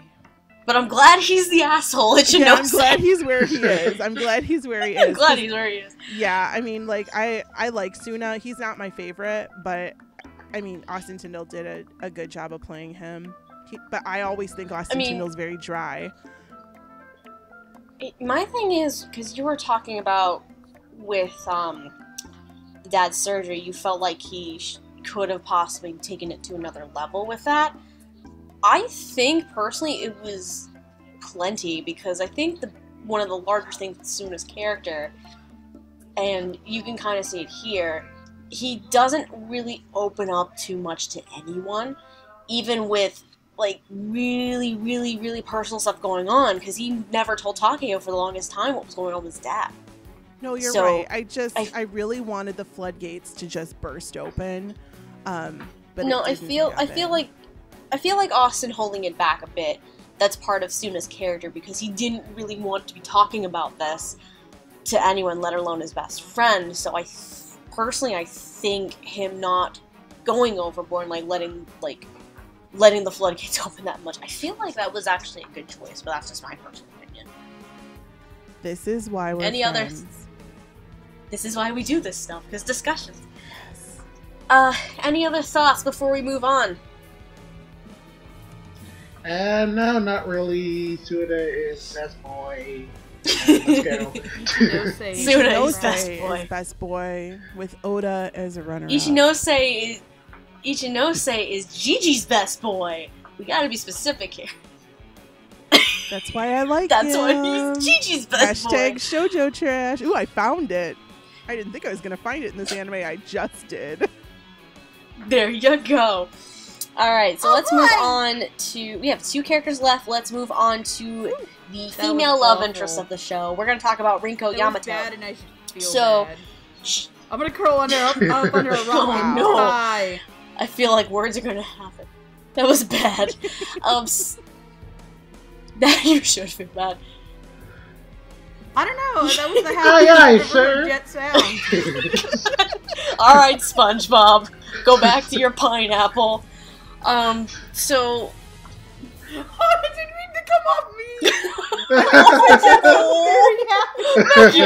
Jet, you're a good mood. That was really rude of me. Why? Bad Megan! Bad Megan! Oh. Okay, no, I was angry because I don't think exactly what you were referencing. I can't make a cheeky pun. Damn it. Oh god. I'm gonna need to write that one down. Context-wise. So... Please don't. You wanna start a new game, Steph? God fucking damn it. I don't know, I just need a royal tutor to make me stop bad puns. We'll get to that in a second. Shut the fuck up before I punch you! I can sense the murderer's intent through the internet.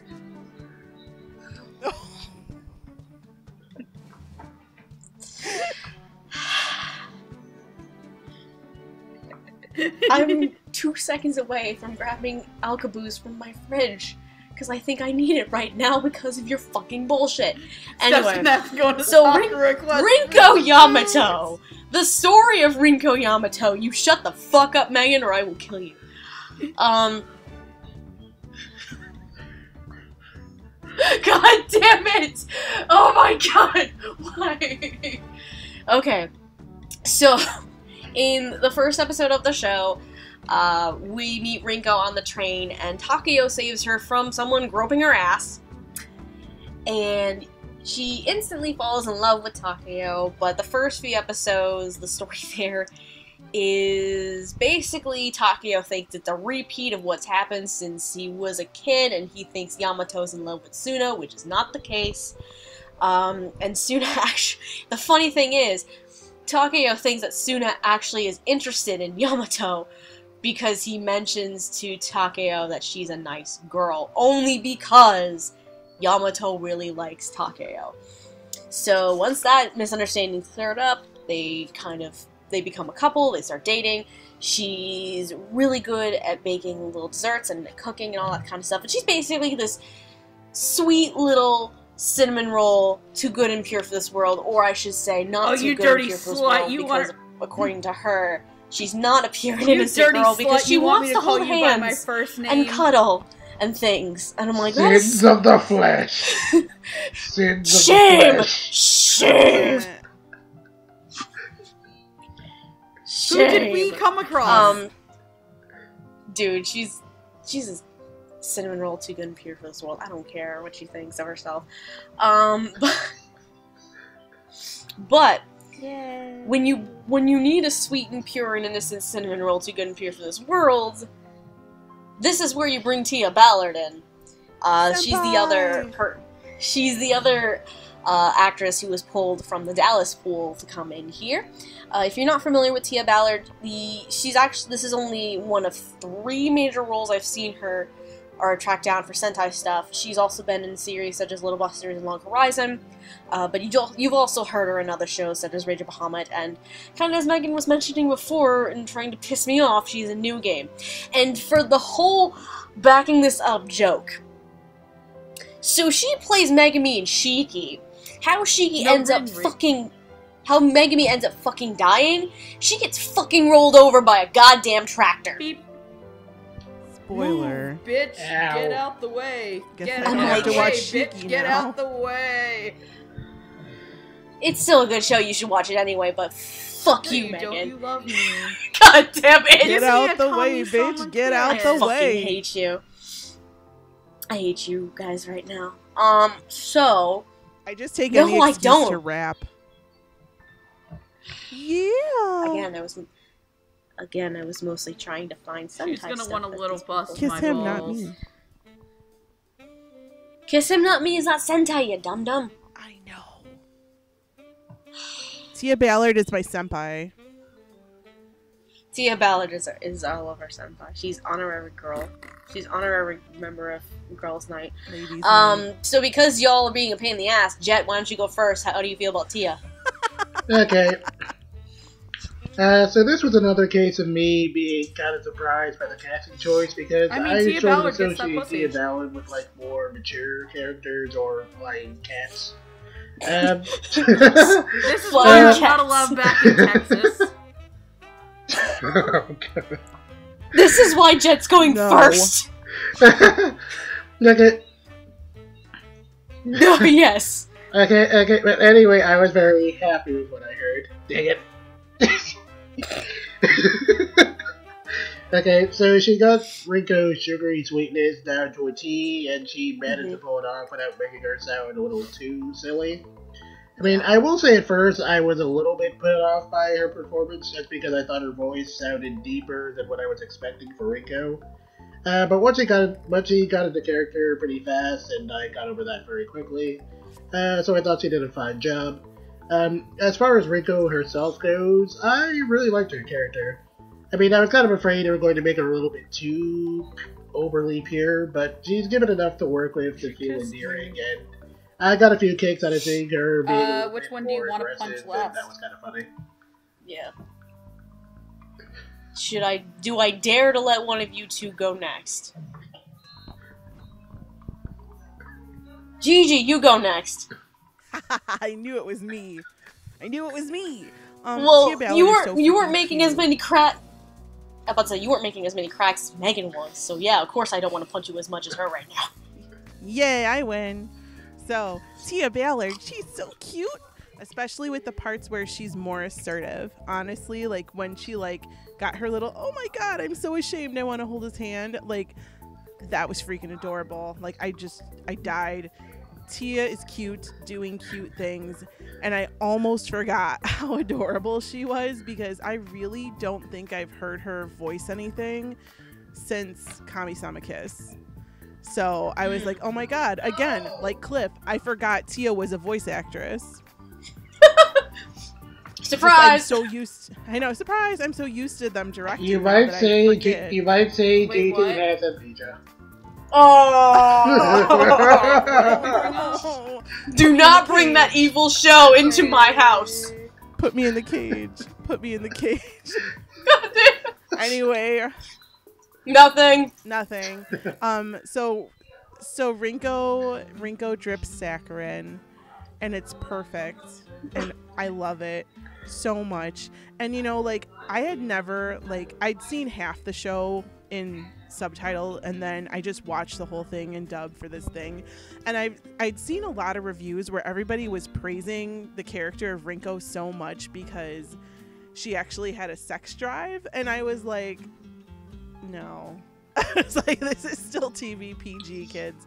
So for all those reviewers who are like, oh my god, Rinko, it's not the dude who's got the dirty sex drive, it's Rinko. I don't think so. She's just a normal girl. She wants to kiss and hold hands. Yeah. And Takeo is huge, dude. She maybe wants to climb that like a tree, but she's not saying it. So I just wanted to point that out, but she is too cute for anything and not at all a dirty girl. So I love you, Tia Senpai. I love you, Rinko. Be my coach, the end. You don't love me anymore. All right, Megan. I suppose I can let you talk about your thoughts. We didn't mean to cross you. Well, you're being a pain in my ass right now. It's not fun. Da da da da da da. I mean, her performance was like something out of a fairy tale. God damn it. No. Ba-da-ba-ba-da-ba. No, you're the one in charge! No. I'm sorry, Mom. No, Tia Ballard was fantastic, and I think I agree with everyone that it took a little bit to get into, but when she did, I couldn't imagine anybody else being Rinko because she was so damn cute and so pure. And though I do agree with Gigi, I feel like her sex drive is there. She just wants to, like, do normal boyfriendy, girlfriendy stuff. Nobody is really that thirsty in this show besides the thirsty thirst squad. Yeah, that's my thoughts. Okay. Wow. She doesn't want me to leave and possibly murder her. Yeah, I'm in agreement too, like, because this is the first time I'm hearing Tia in a Sentai show, because I haven't seen Log Horizon or Little Busters. And so obviously when I heard that she was cast in here, like Jet, I was like, what? But, she was every bit of sweet and adorable goodness as I imagined it to be. Because Rinko is this sweet and innocent girl, and who loves the big desserts, and who loves her boyfriend in a weird way, because Takeo is not the kind of guy I would date, that's for sure.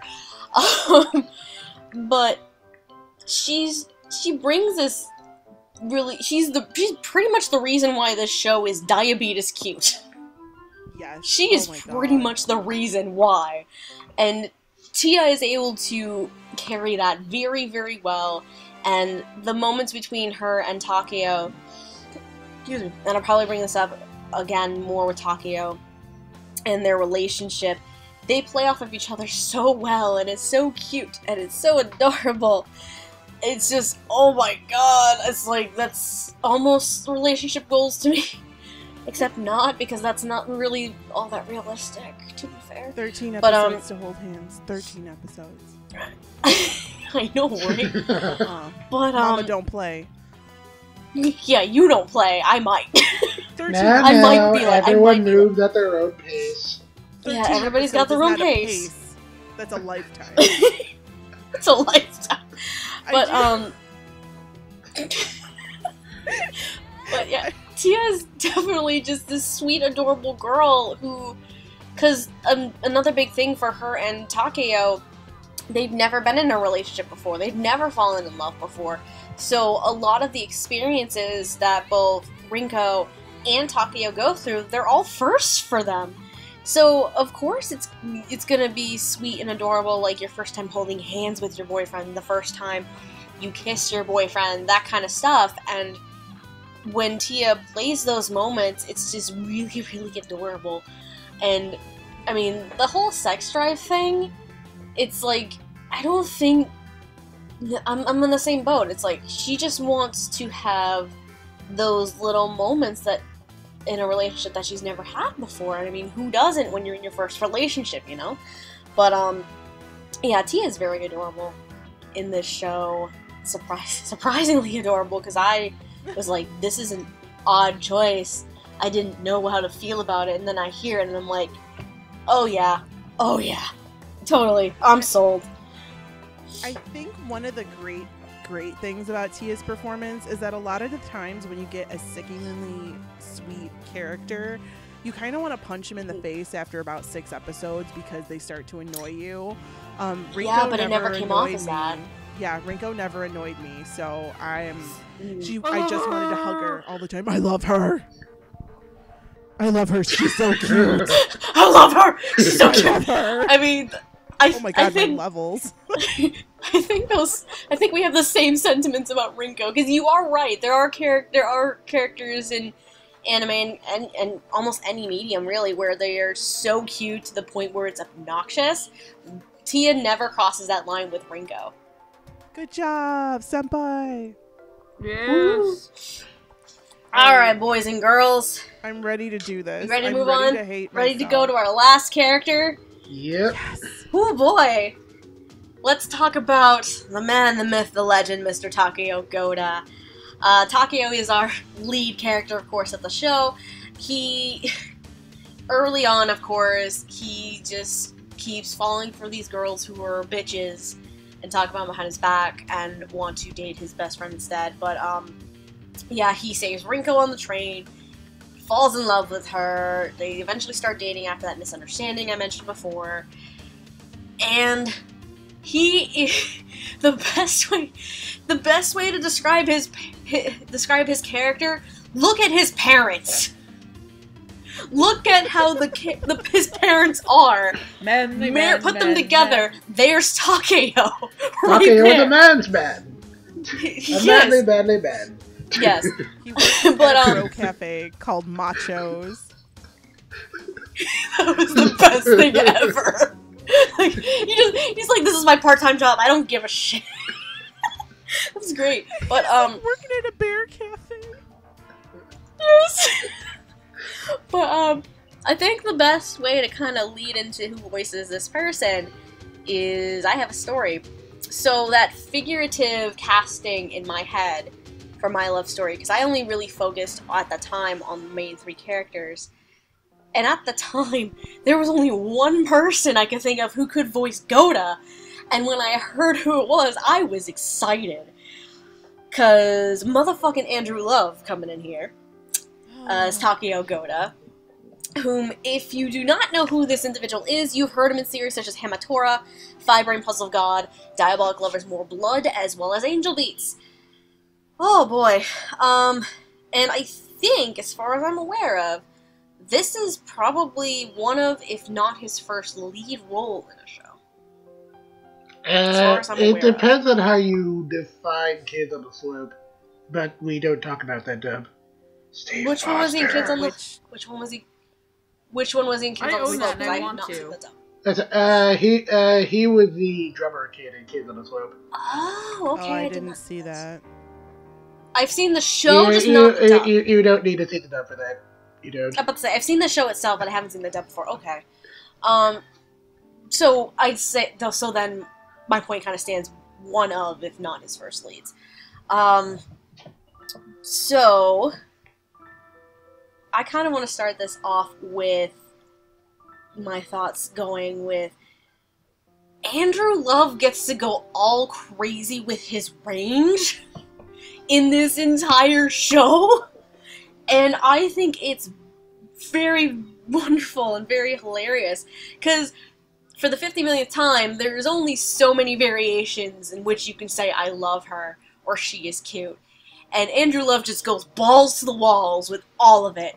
And it's a very interesting mix for his character, where he has It wasn't a bug! the serious, gentle, giant kind of moments that you see, but then you can also see him go completely ballistic, and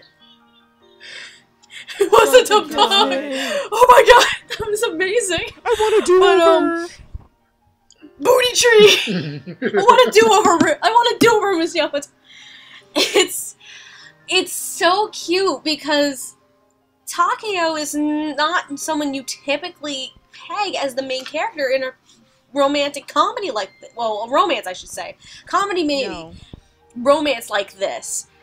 You don't normally peg him as the main character. That's more along the lines of maybe like Suna or something. So, first of all, the fact that the show itself decided to take this person who you normally wouldn't peg having their own little romance story and make him as the lead. First of all, I like that. Breaking like typecasting and the stereotypical mold, first of all.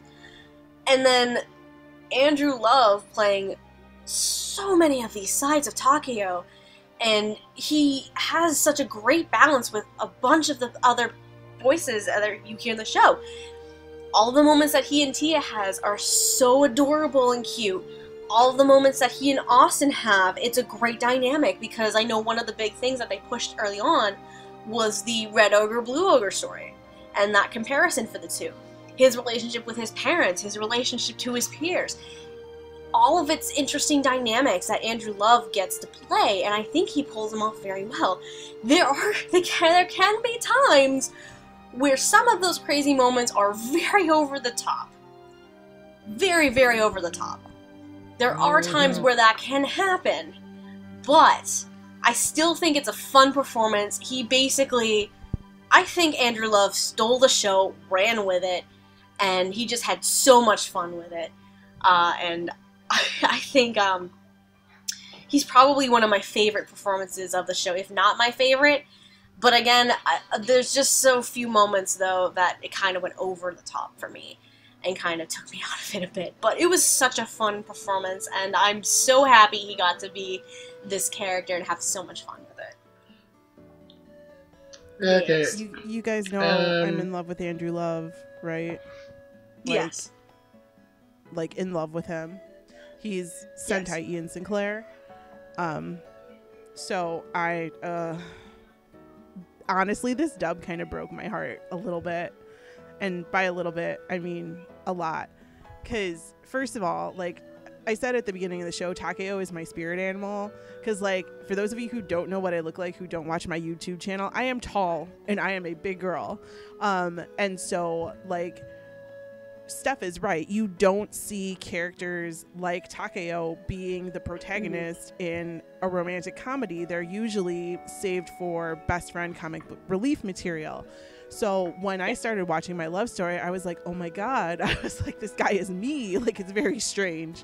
Except he likes to, you know, do judo and swim, and I like to sit on my couch and talk about Ian Sinclair. So, but In your shoujo trash. That aside, in my shoujo trash, exactly. So I really feel a lot of myself in this character. And when I found out Andrew Love was voicing him, because obvious casting choice is obvious, because nobody else at Sentai could have done him justice. The only other person, if we were going to go to Funimation, would have been to throw Ian Sinclair in there. I'm glad he's not. I'm really glad Ian Sinclair is not this role at all. Andrew Love has a very, very distinctive voice, which is why I like him so much. Like, it's very alpha male, which is something that I really love. And I really wanted to hear him in this role for all of the softer parts that Takeo has, like all of his inner monologues where he's talking about how much he loves Rinko and how much, you know, she means to him and all of this stuff. And that's where I wanted to hear him act. And I'm lucky because during those parts, he was stellar and I was not disappointed in the least. Unfortunately, those parts only really make up about a quarter of the show, and 3/4 of the show is Andrew Love yelling a lot. Now, don't get me wrong, you know, if you've seen the old ADV trailers on their DVDs, he's the dude that does the Anime Network commercial where he goes, "Come on, baby," and all that kind of weird shit. Like, he's yelling all the time. And I was just like, oh, I didn't know that. Takeo, can you please stop yelling? Takeo. Yeah, Takeo, can you please stop yelling? Takeo, can you please stop yelling? Can you please stop yelling? Can you please stop yelling? I just felt that even though it was done like for comedic relief and for comedic timing, and because that's how Takeo is, he's a big guy with a big voice, I felt that Andrew Love was yelling at me for 6 hours, and I was like, I love you, but please stop. Like, I couldn't take it. And like, after a while, I just kind of wanted to mute it. I did like a counter to see how many times he would like just start yelling out of nowhere, like with no motivation to yell, even where yelling wasn't even like, and this is a directorial choice also, where yelling didn't even have to happen. It just did for like comedic timing or whatever you wanted to do with it. It's a lot of Andrew Love yelling. And while I really loved some of it because it was funny, like 49% of it, I was just like, please stop yelling at me. I get it. Takeo's loud. You're loud. Please stop yelling at me. Like, so I really, really wanted to love this more than anything in the universe. But I was really disappointed because most of the show was repetitive yelling, and I couldn't get past it. Like, but all the parts where he's really nice and soft are super wonderful. And like I said, you know, more than half of the yelling was okay, but just when it got to like episode, I want to say like 10 or 11, I was like, can you just please stop yelling? I love you, Andrew Love, but oh my God, please stop yelling. And I still love Andrew Love, and he is still Sentai best boy. I guess. But I think I need Andrew Love in small doses. His love needs to come in a tiny package.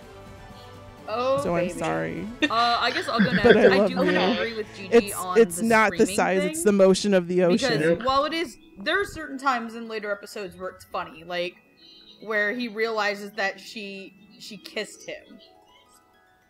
And like that was hysterical. But for me, the really big high points of Andrew is Takeo. Yeah, that was hysterical. When he's at his quietest. That was great. Like, I genuinely felt for him, again, as another bigger girl, which means you don't see a lot of fat anime characters unless they're horrible, like, comic reliefs, which is why, like, one of my favorite anime characters is Tomoko, from Silver Spoon, because she was a comedic relief character, and she could get really skinny really fast, but she just put all the weight back on because she said, fuck it, that's how I like to look. And her thing was that she wanted to be fucking rich. Tomoko is goals. Tomoko from Silver Spoon is goals. What? Mm-hmm. Everybody and their mom. Okay, the fact that Silver Spoon is the only Hiromu Arakawa work that has an anime that doesn't have a dub is a travesty. So did I. Because it's one of the best. It's one of her best series. But that's an argument for another day, and I wish I would have. I think I said that in the Q&A video. Yes. Hopefully will be out by the time this video is up. Noah. But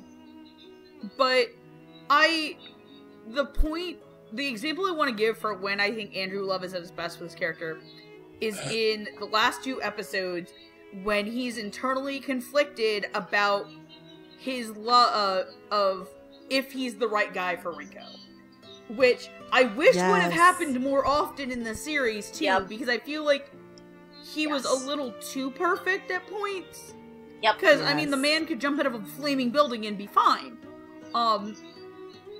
But I feel like when he gave the speech that she couldn't hear in his mind going, like, no matter what she chooses, I'll be happy, and if she chooses to break up with me, I'll respect that, because I truly do love her.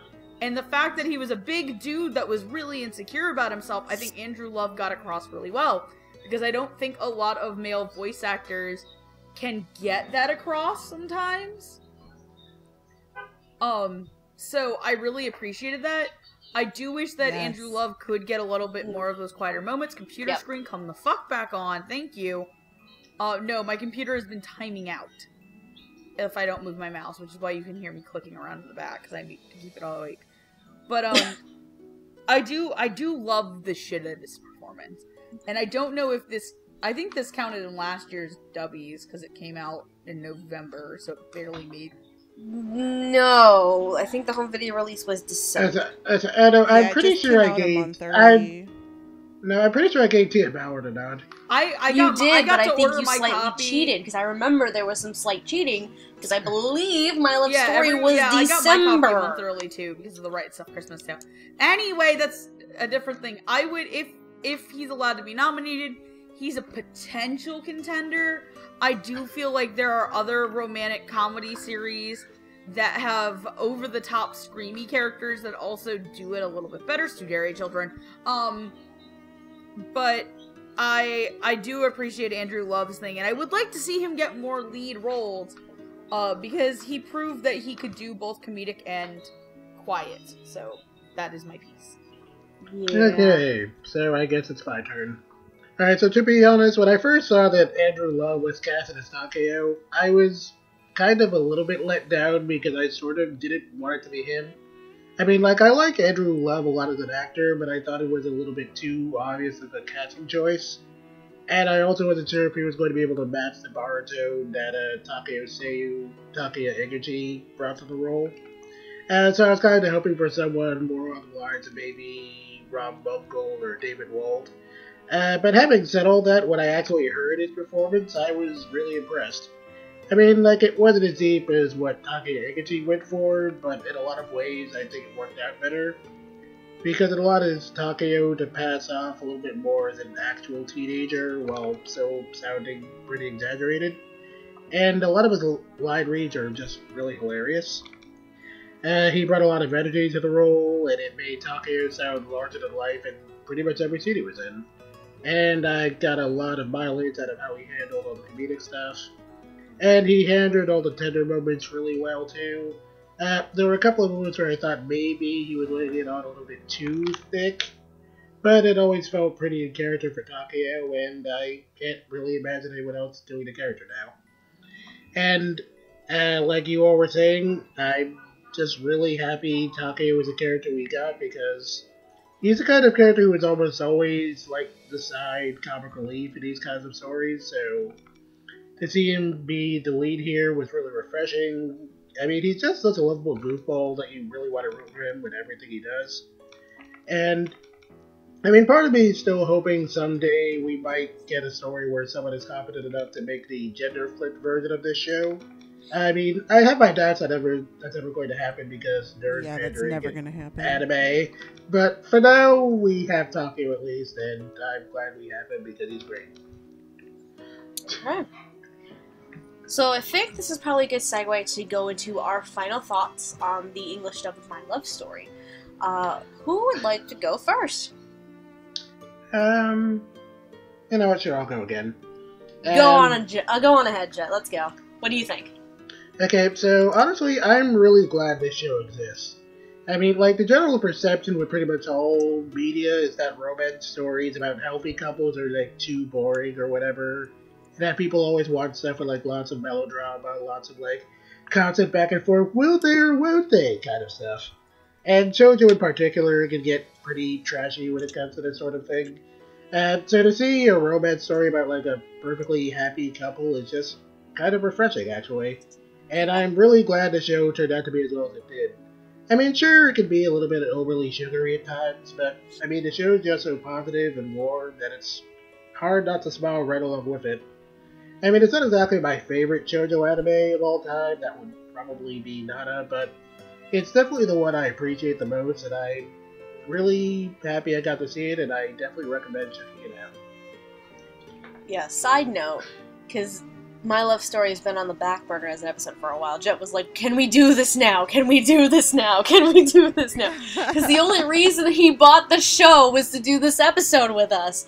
And I'm like, okay, we really need to, because I'm sorry, the main holdup was I hadn't bought it yet. So, my bad. But yeah, Jet really wanted to be a part of this one, and I'm glad you enjoy it. So. I did genuinely enjoy the show. I thought it was cute. I thought it was fun. It made me laugh. It took me a long while to start getting into it, though. Like, I didn't start really kind of getting into it until the middle chunk of the show, and honestly, some of my favorite parts of it were the last arc with Punchable David Matranga, but my other favorite part, honestly, was the Christmas episode, the New Year's episode, and the episode where the little sister was born. And the zoo episode. I kind of liked when they went to the zoo and the one girl was like, fuck yeah, animal trivia! 'Cause that's me as shit. Yeah, I can agree with that. And while I do like the fact that Takeo is the main character, because he's a big boy and stuff, he is still deemed attractive by people. And not just Rinko. Like, he's not big and flabby, he's big and muscular. So he's not 100% the whole 9 yards of the atypical lead, because he's still considered buff, and he is kind of, I guess you would say, the Eekman of the boys. Like, all the boys men want to be him. Because a lot of the boys in the class don't want to be Suna. They don't. They don't look up to him like they do Takeo. Yeah. I find that this show does play it a little chintzy and safe in terms of its plot. It doesn't really go super groundbreaking, like Gigi said. Like, people are like, oh, well, Rinko is a thirsty little hoe. It's like, Rinko is a normal girl who wants to do normal girlfriend things. Like, you want to talk about getting semi-risky with sex, Tsundere Children. The beginning of episode 4 of Tsundere Children, where one of the girls literally lays out back on the bed and says, God, if you're so horny, just shut up and do me. And they're in high school and they get interrupted by their mom bringing snacks and asking if she took the pill and if she brought a condom, but that's another show for another day. I do think that this is a good show. I think this is a fun show. It's really cute. The opening's gonna get stuck in your head, and it has a really good dub attached to it. So it is worth the pickup or the watch on High Dive. Alright, Gigi. So while I do really love my shoujo trash, I also have a little tiny girl part inside of me that loves the shoujo romance. And I think I said this on Twitter that like this show is giving me cavities, and like all you want sometimes is to get like that R-rated adult thing out of the way and just, you know, spend 13 episodes waiting for somebody to like hold your hand or kiss you or whatever it is. However, My Love Story, the show as a whole, not my favorite shoujo romance. I think there are much better shows, even better romantic comedies that you can watch if you really want to dip your toes into the genre and you haven't before. Kimi ni Todoke stands out as a really good shoujo romance. My favorite anime rom-com is Lovely Complex, which doesn't have a dub, which is very sad, and we'll never be able to talk about it on this show. Nana is my favorite anime of all time, but that's josei shoujo trash, so we won't talk about that. However, I have to give it credit because as many of the shortcomings that I found with this show, I found that the dub did do a lot to cover them up. Like I said, I stopped watching this halfway through when it was airing because I just got bored. I was like, okay, it literally took them 13 episodes to hold hands. Like, this isn't Kimi ni Todoke. I can't stand this. Like, something needs to happen. And nothing was happening. So when I was marathoning this for the show, I was really happy to see that towards the later, like, quarter of the show, it really started to ramp up. And then it ended. So I was kind of disappointed by that. But the dub did help me get through those patches that I thought were kind of boring and kind of slow, because it is super sweet. It is really cute. But I can only take my cute in small doses. Like, I think I had to stop every 7 episodes or something and take a break and do something else because I was getting really depressed by society today and just comparing it to watching this show where everything is cute and happy and wonderful. And I was like, oh my God, I need to like not watch this right now. But all that aside, I think that the dub was really good despite the few problems I had with some of the female characters. And the boys like totally took this and ran with it. Tia Ballard was amazing in it. Ichinose is still best boy. And if you're gonna watch My Love Story, I would say watch the first couple episodes subtitled just so you get a feel for it and a feel for what Japanese Takeo sounds like. Then switch to the dub. Then if you can handle Andrew Love screaming for like 5 episodes, then you're good to go for the rest of it. But it wouldn't hurt you to switch to the subtitles. I'd give this dub like a 7.5 out of 10. So 7.5 out of 10 would watch again. Some parts on mute. Okay. Some parts on mute. Nice. Overall, I'd have to say, in terms of the show itself, it's like Megan and Jet, they were kind of saying, it's not groundbreaking, but it does break some molds that you typically see with romantic comedies and shoujo anime, which is really nice and is really refreshing, especially with the kind of character that Takeo is as a lead that you don't normally expect, and then some of the other fun little things too. But in terms of the dub itself, it's as cute as I expected it to be. This coming from someone who did watch the entirety of your show in simulcast a couple of years ago. Andrew Love, he really is able to carry this show almost entirely on his own. However, he is backed by other voice actors who give amazing performances as well.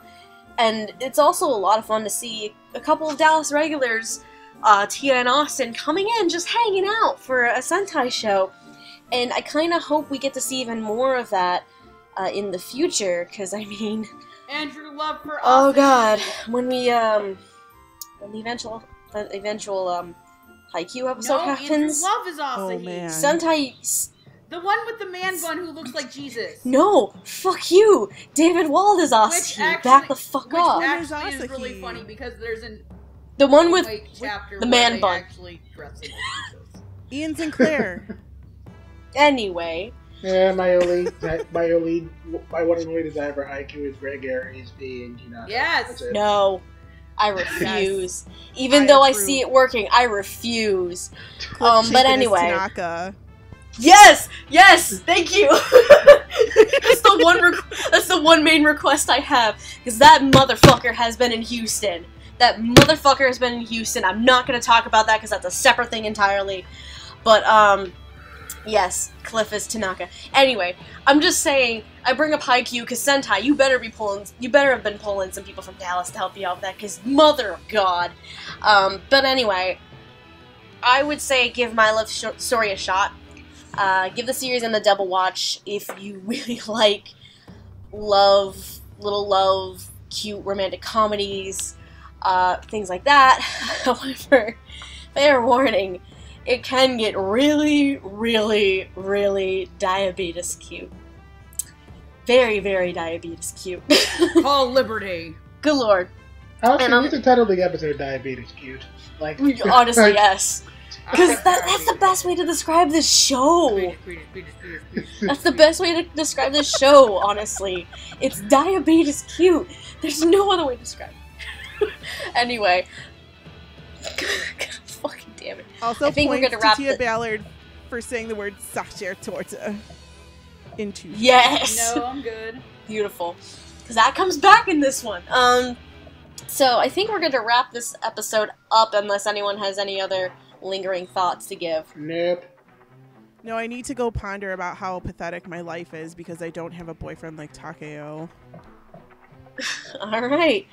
I don't need a boyfriend like Takeo. I have a body pillow. Shut up. Oh my god.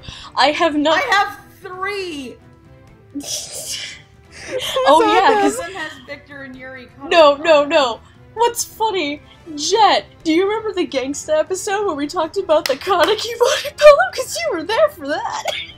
Oh man, I was. Yeah, you were. Yeah, that whole conversation. Let me guess. I love how Jet's like just like, I don't know this girl. I don't know what to say. Hardy, let me guess. It's one of those gay volleyball boys. I'm like, no. And Steph's like, no, it's Kaneki. And I was like, shut up. And he goes, let me guess, black hair on one side, white hair on the other? I still have it. Now I have another one that, okay, so my friend Kenny is the one who bought that for me. Fun fact, she bought me another one. Oh no. Which is Victor on one side and Victor and Yuri on the other. Yeah. And I was very, very tempted to bring that to A-Fest. I'm glad you didn't. I brought my Oh Victor no, I pillow wasn't to embarrassing us A-Fest. that badly. But it's probably smaller slept than an with actual us. body pillow. Yes. Anyway, if God damn it. If you are interested in catching the English dub of My Love Story, it is licensed by Sentai Filmworks, and there is a physical home video release for it, a Blu-ray version as well as a DVD version. They also have a very special limited edition one. I don't know if that one's out of print though. At the time don't of, buy it. It's a piece of shit. Okay. Excuse me. It's not worth But it. if you want to watch the show itself, the Japanese version is on Crunchyroll, and the Japanese version, as well as the dub, is on High Dive, which is basically how I named it, basically, is the revamped version of the Anime Network, because let's face it, it honestly is, where I'm pretty sure they have either a 14 or 30-day free trial. I need to look into that shit a bit more, because shameless plugs, where you can basically try out their streaming services for free for a limited amount of time, and then after that, they will charge you money. The streaming site itself is, last I knew, it was in beta. I don't know if it's been updated since then. And similar to what we usually say when it comes to Funimation now, if you don't want to keep the service, the High Dive service, after the free trial, cancel the subscription itself, because it will start taking money out of your bank account. Okay. And then let's see. What else do we want to chill out and talk about today? You didn't mention the price. I'm pretty sure it's still $4, but It's still. I wasn't sure. I wasn't sure if that was still a thing or if it was just that introductory kind of thing, or. So it's still $4. Do you think right now? yeah, I think it's still $4. Okay. So yeah, it's not that expensive at all. And you get to have access to the Sentai and old ADV catalogs, which is really nice. And they keep adding stuff more and more all the time.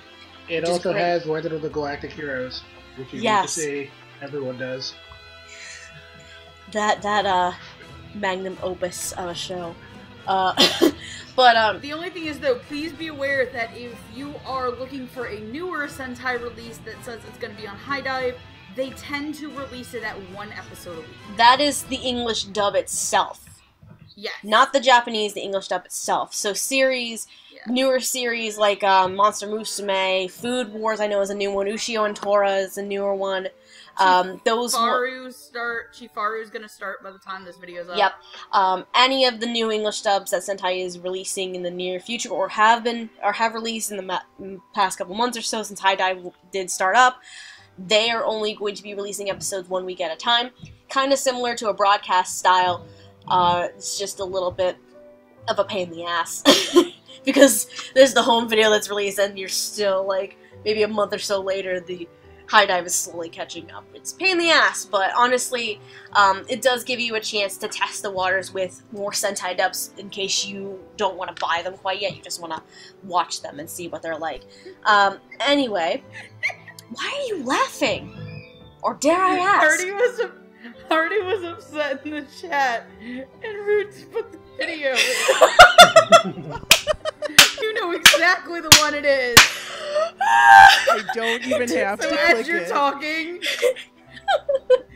you're talking, I'm playing it through my headphones and like.